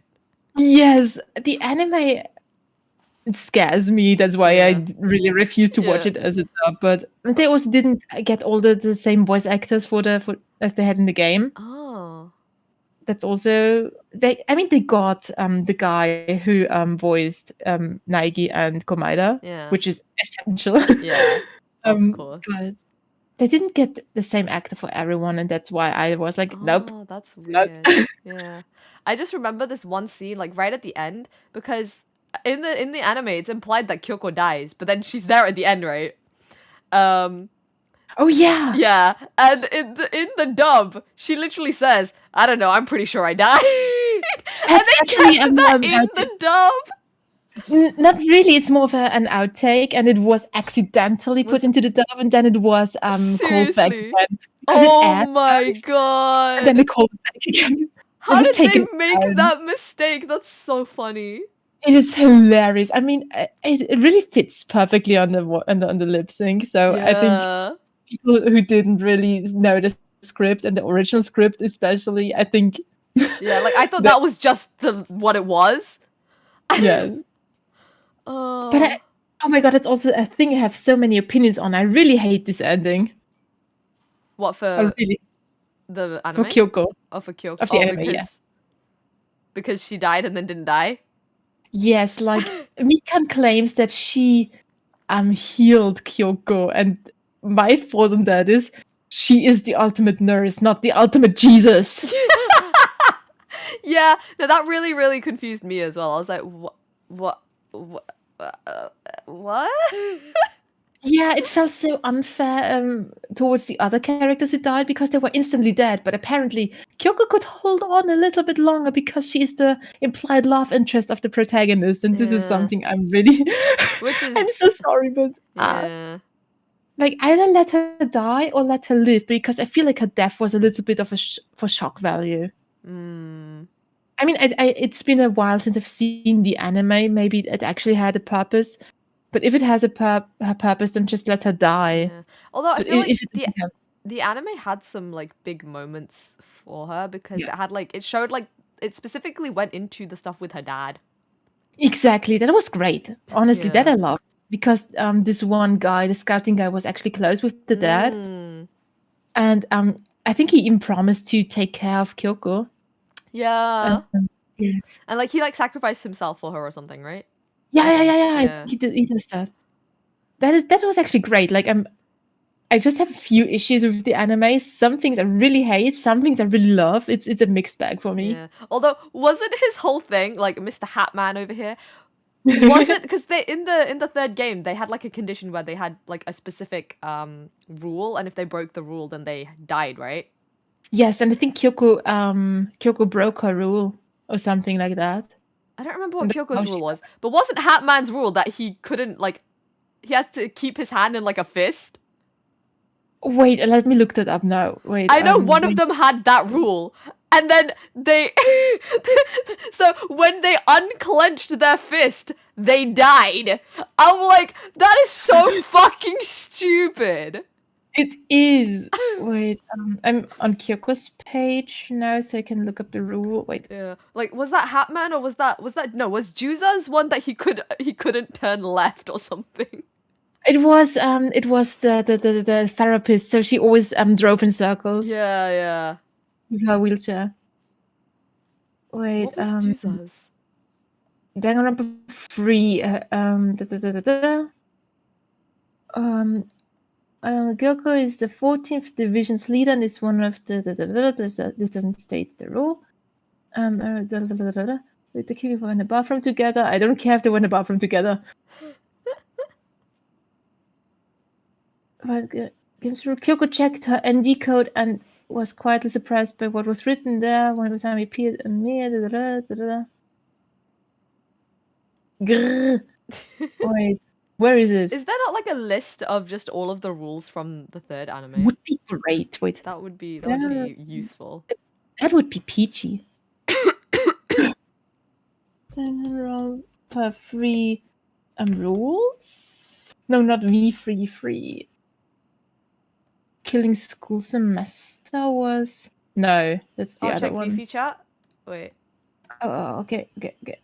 Oh, thank you. Oh my god, Passing MVP the fourth moment. time limit with Naegi alive. That's such a stupid fucking rule. Oh my god. Yeah, no, this doesn't make sense. Like, this doesn't make sense. I think that rule was specifically designed to make her kill Naegi. So, like, yeah. I don't know. What kind of... I forgot who the mastermind behind this game was. Was it Munakata? Or was it the old man? The old man. The old man. Right. I don't even know what his deal was anymore. Yeah, I forget. It's been a hot minute. Yes. Wait, what was the name? Munakata killed the old man. I remember that. Yeah. That I don't remember anymore. I just remember that Chisa got brainwashed, and that's why she was behind the killing game a little bit, somehow helping the old man. She was. I think Junko brainwashed her first, and that's how she got to the rest of the class. Yeah.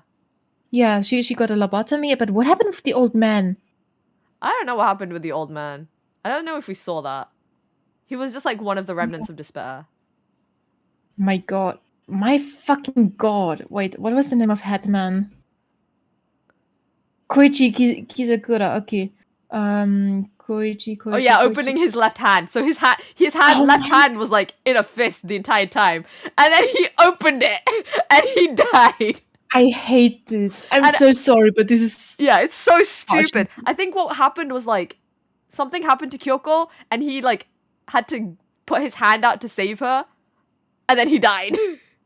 I honestly, I mean, this at least makes somewhat sense, but Kyoko's reason is so stupid. It's literally just here for shock value. Yeah. This is honestly a little sad. Some of these rules are so stupid. Munakata's not allowed to open doors. I'm like, this me playing Phasmophobia. What does he do instead? Kicking them in? Or does it count as opening doors? I think that also counts as opening, so you can only go into rooms that have open doors. Oh my god. Fucking Izayoi can't put food in his mouth, which is why his girlfriend's always feeding him. Oh my god. Oh yeah, true. He then keeps declining her sweets, and then he's like so butthurt about it. Yeah. I think the relationship is kind of toxic if they don't tell their secrets. Yeah, Like they can't even trust each other. Yes, this is kind of. I mean, honestly, I don't like Ruruka at all. So. Same. I mean, yeah, I would like the pharmacy girl, as mentioned before, if she had been a bit differently written in terms of not turning into a She-Hulk and running around and turning literally into a beast. Because I don't know, it kind of breaks the meta for me personally. I mean, this entire killing it was just really weird. Yes. And I think that was because it wasn't orchestrated by Junko. Mm. And I think for this one, Monokuma did I swear for this one, Monokuma's voice was different. Yes, I think it was. Yeah, because he wasn't operated by Junko or like a Junko AI. But who operated him again then? I assume it was the mastermind behind this. Was it not the old man? No, he was in the killing game as well. Huh. Maybe it was just one of the other remnants of despair, question mark? Because there was still like a few stragglers. Yeah, but I need to rewatch it. Yeah, it's been a few years. Yeah, same. It's been what, 3 years in my case. Yeah, I watched it when it was airing, so I don't know how many years it's been. Oh god. Yeah, I think it's been maybe like 5, 6 years. Oh god. Yeah. I'm impressed you remember that much because I can't even remember what I had for lunch. I've just brainwrote about Danganronpa for a very, very long time. Same. Oh my god, I literally know so much so many stupid details about Danganronpa. It's not healthy anymore. This is fine. We're here to enable each other. Absolutely. Oh my god. This is absolutely fine. It do be like that sometimes. But yeah, we just passed the 3-hour mark. So I feel like now is probably a good time to start wrapping things up. Yes. My god, we're gonna be here all night. We talked about Danganronpa for 3 hours. 3 whole hours. And we could go on. We could absolutely go on. This is crazy. There's just so much. If we literally could play things without getting copyright strike, we could talk about so many things. Jesus Christ. There's just always so much to unpack. I feel like every time I play, there's like even more to unpack, or like I notice new things. I just remembered one thing that literally blew my mind. When I replayed Danganronpa with a friend, like the first one, Celestia actually mentions that she once gambled against a silver-haired boy who had the devil's luck. Did she actually? Yes! Oh my god! Yes! That's insane. It is. They literally predicted Komaeda, or like they foreshadowed him before his game was even out. Oh my god. It's so sick. I love that. Komaeda is eternal. He is eternal. He's literally a force outside of Danganronpa. I've once seen this tweet that said, "Oh yeah, I do not associate Komaeda with Danganronpa anymore. To me, he is a Vocaloid. He is a Gravity Falls character. He's an Undertale character. He's everything. He's beyond he has transcended beyond his fandom." This is not wrong. It is not wrong. Yeah. Komaeda is just an icon of society now. Yes, he is, and he deserves so much love, and I hope he will get it. Please, because he's just trying his best in his own way. Absolutely. The only thing he hasn't done is being a VTuber. Oh my god, Komaeda VTuber when? There is actually a VTuber model that was distributed for free. I actually have it on my computer. I could load a Komaeda model into VTuber Studio. Oh my god. That's amazing. I once saw it perchance on Twitter being distributed. I don't know if it's still online or if it got taken down already, but I grabbed it as soon as I saw it and was like, oh no, I don't like this VTuber thing back then in 2020, I think, but I'm just gonna download him just in case. Good shit. Good shit. Oh yeah. Yeah. I remember I used to think that like when I was playing Danganronpa 2, I was like trying to connect the dots so hard throughout the entire game. Yeah. And I was like, how does this connect to the other one? I see Future Foundation. What is the connection here? Are they like younger than the other class? No, they are older than the other class. And I was like, whoa. Yeah. Oh, holy shit. I'm not lying when I say Danganronpa literally got me out of several depressive episodes just because I played it and then I got so invested and then just started thinking about the cases every single minute of my life. Yeah. It literally just cured my depression. Which is funny considering how much despair is in these games. Yes, exactly. Love that. Yeah. Do you have any closing comments? My closing comment is that Komaeda did nothing wrong. Thank you. I also agree. Komaeda did nothing wrong. Kokichi also did nothing wrong. Yeah. Meanwhile, they all did well. Korikyo made a few mistakes. Junko did everything wrong, and more power to her for it. Yes, it's all the takeaway of this stream. Yes, these are the truths of life. Absolutely. But yes, thank you, Kai, for joining me today. This was a lot of fun.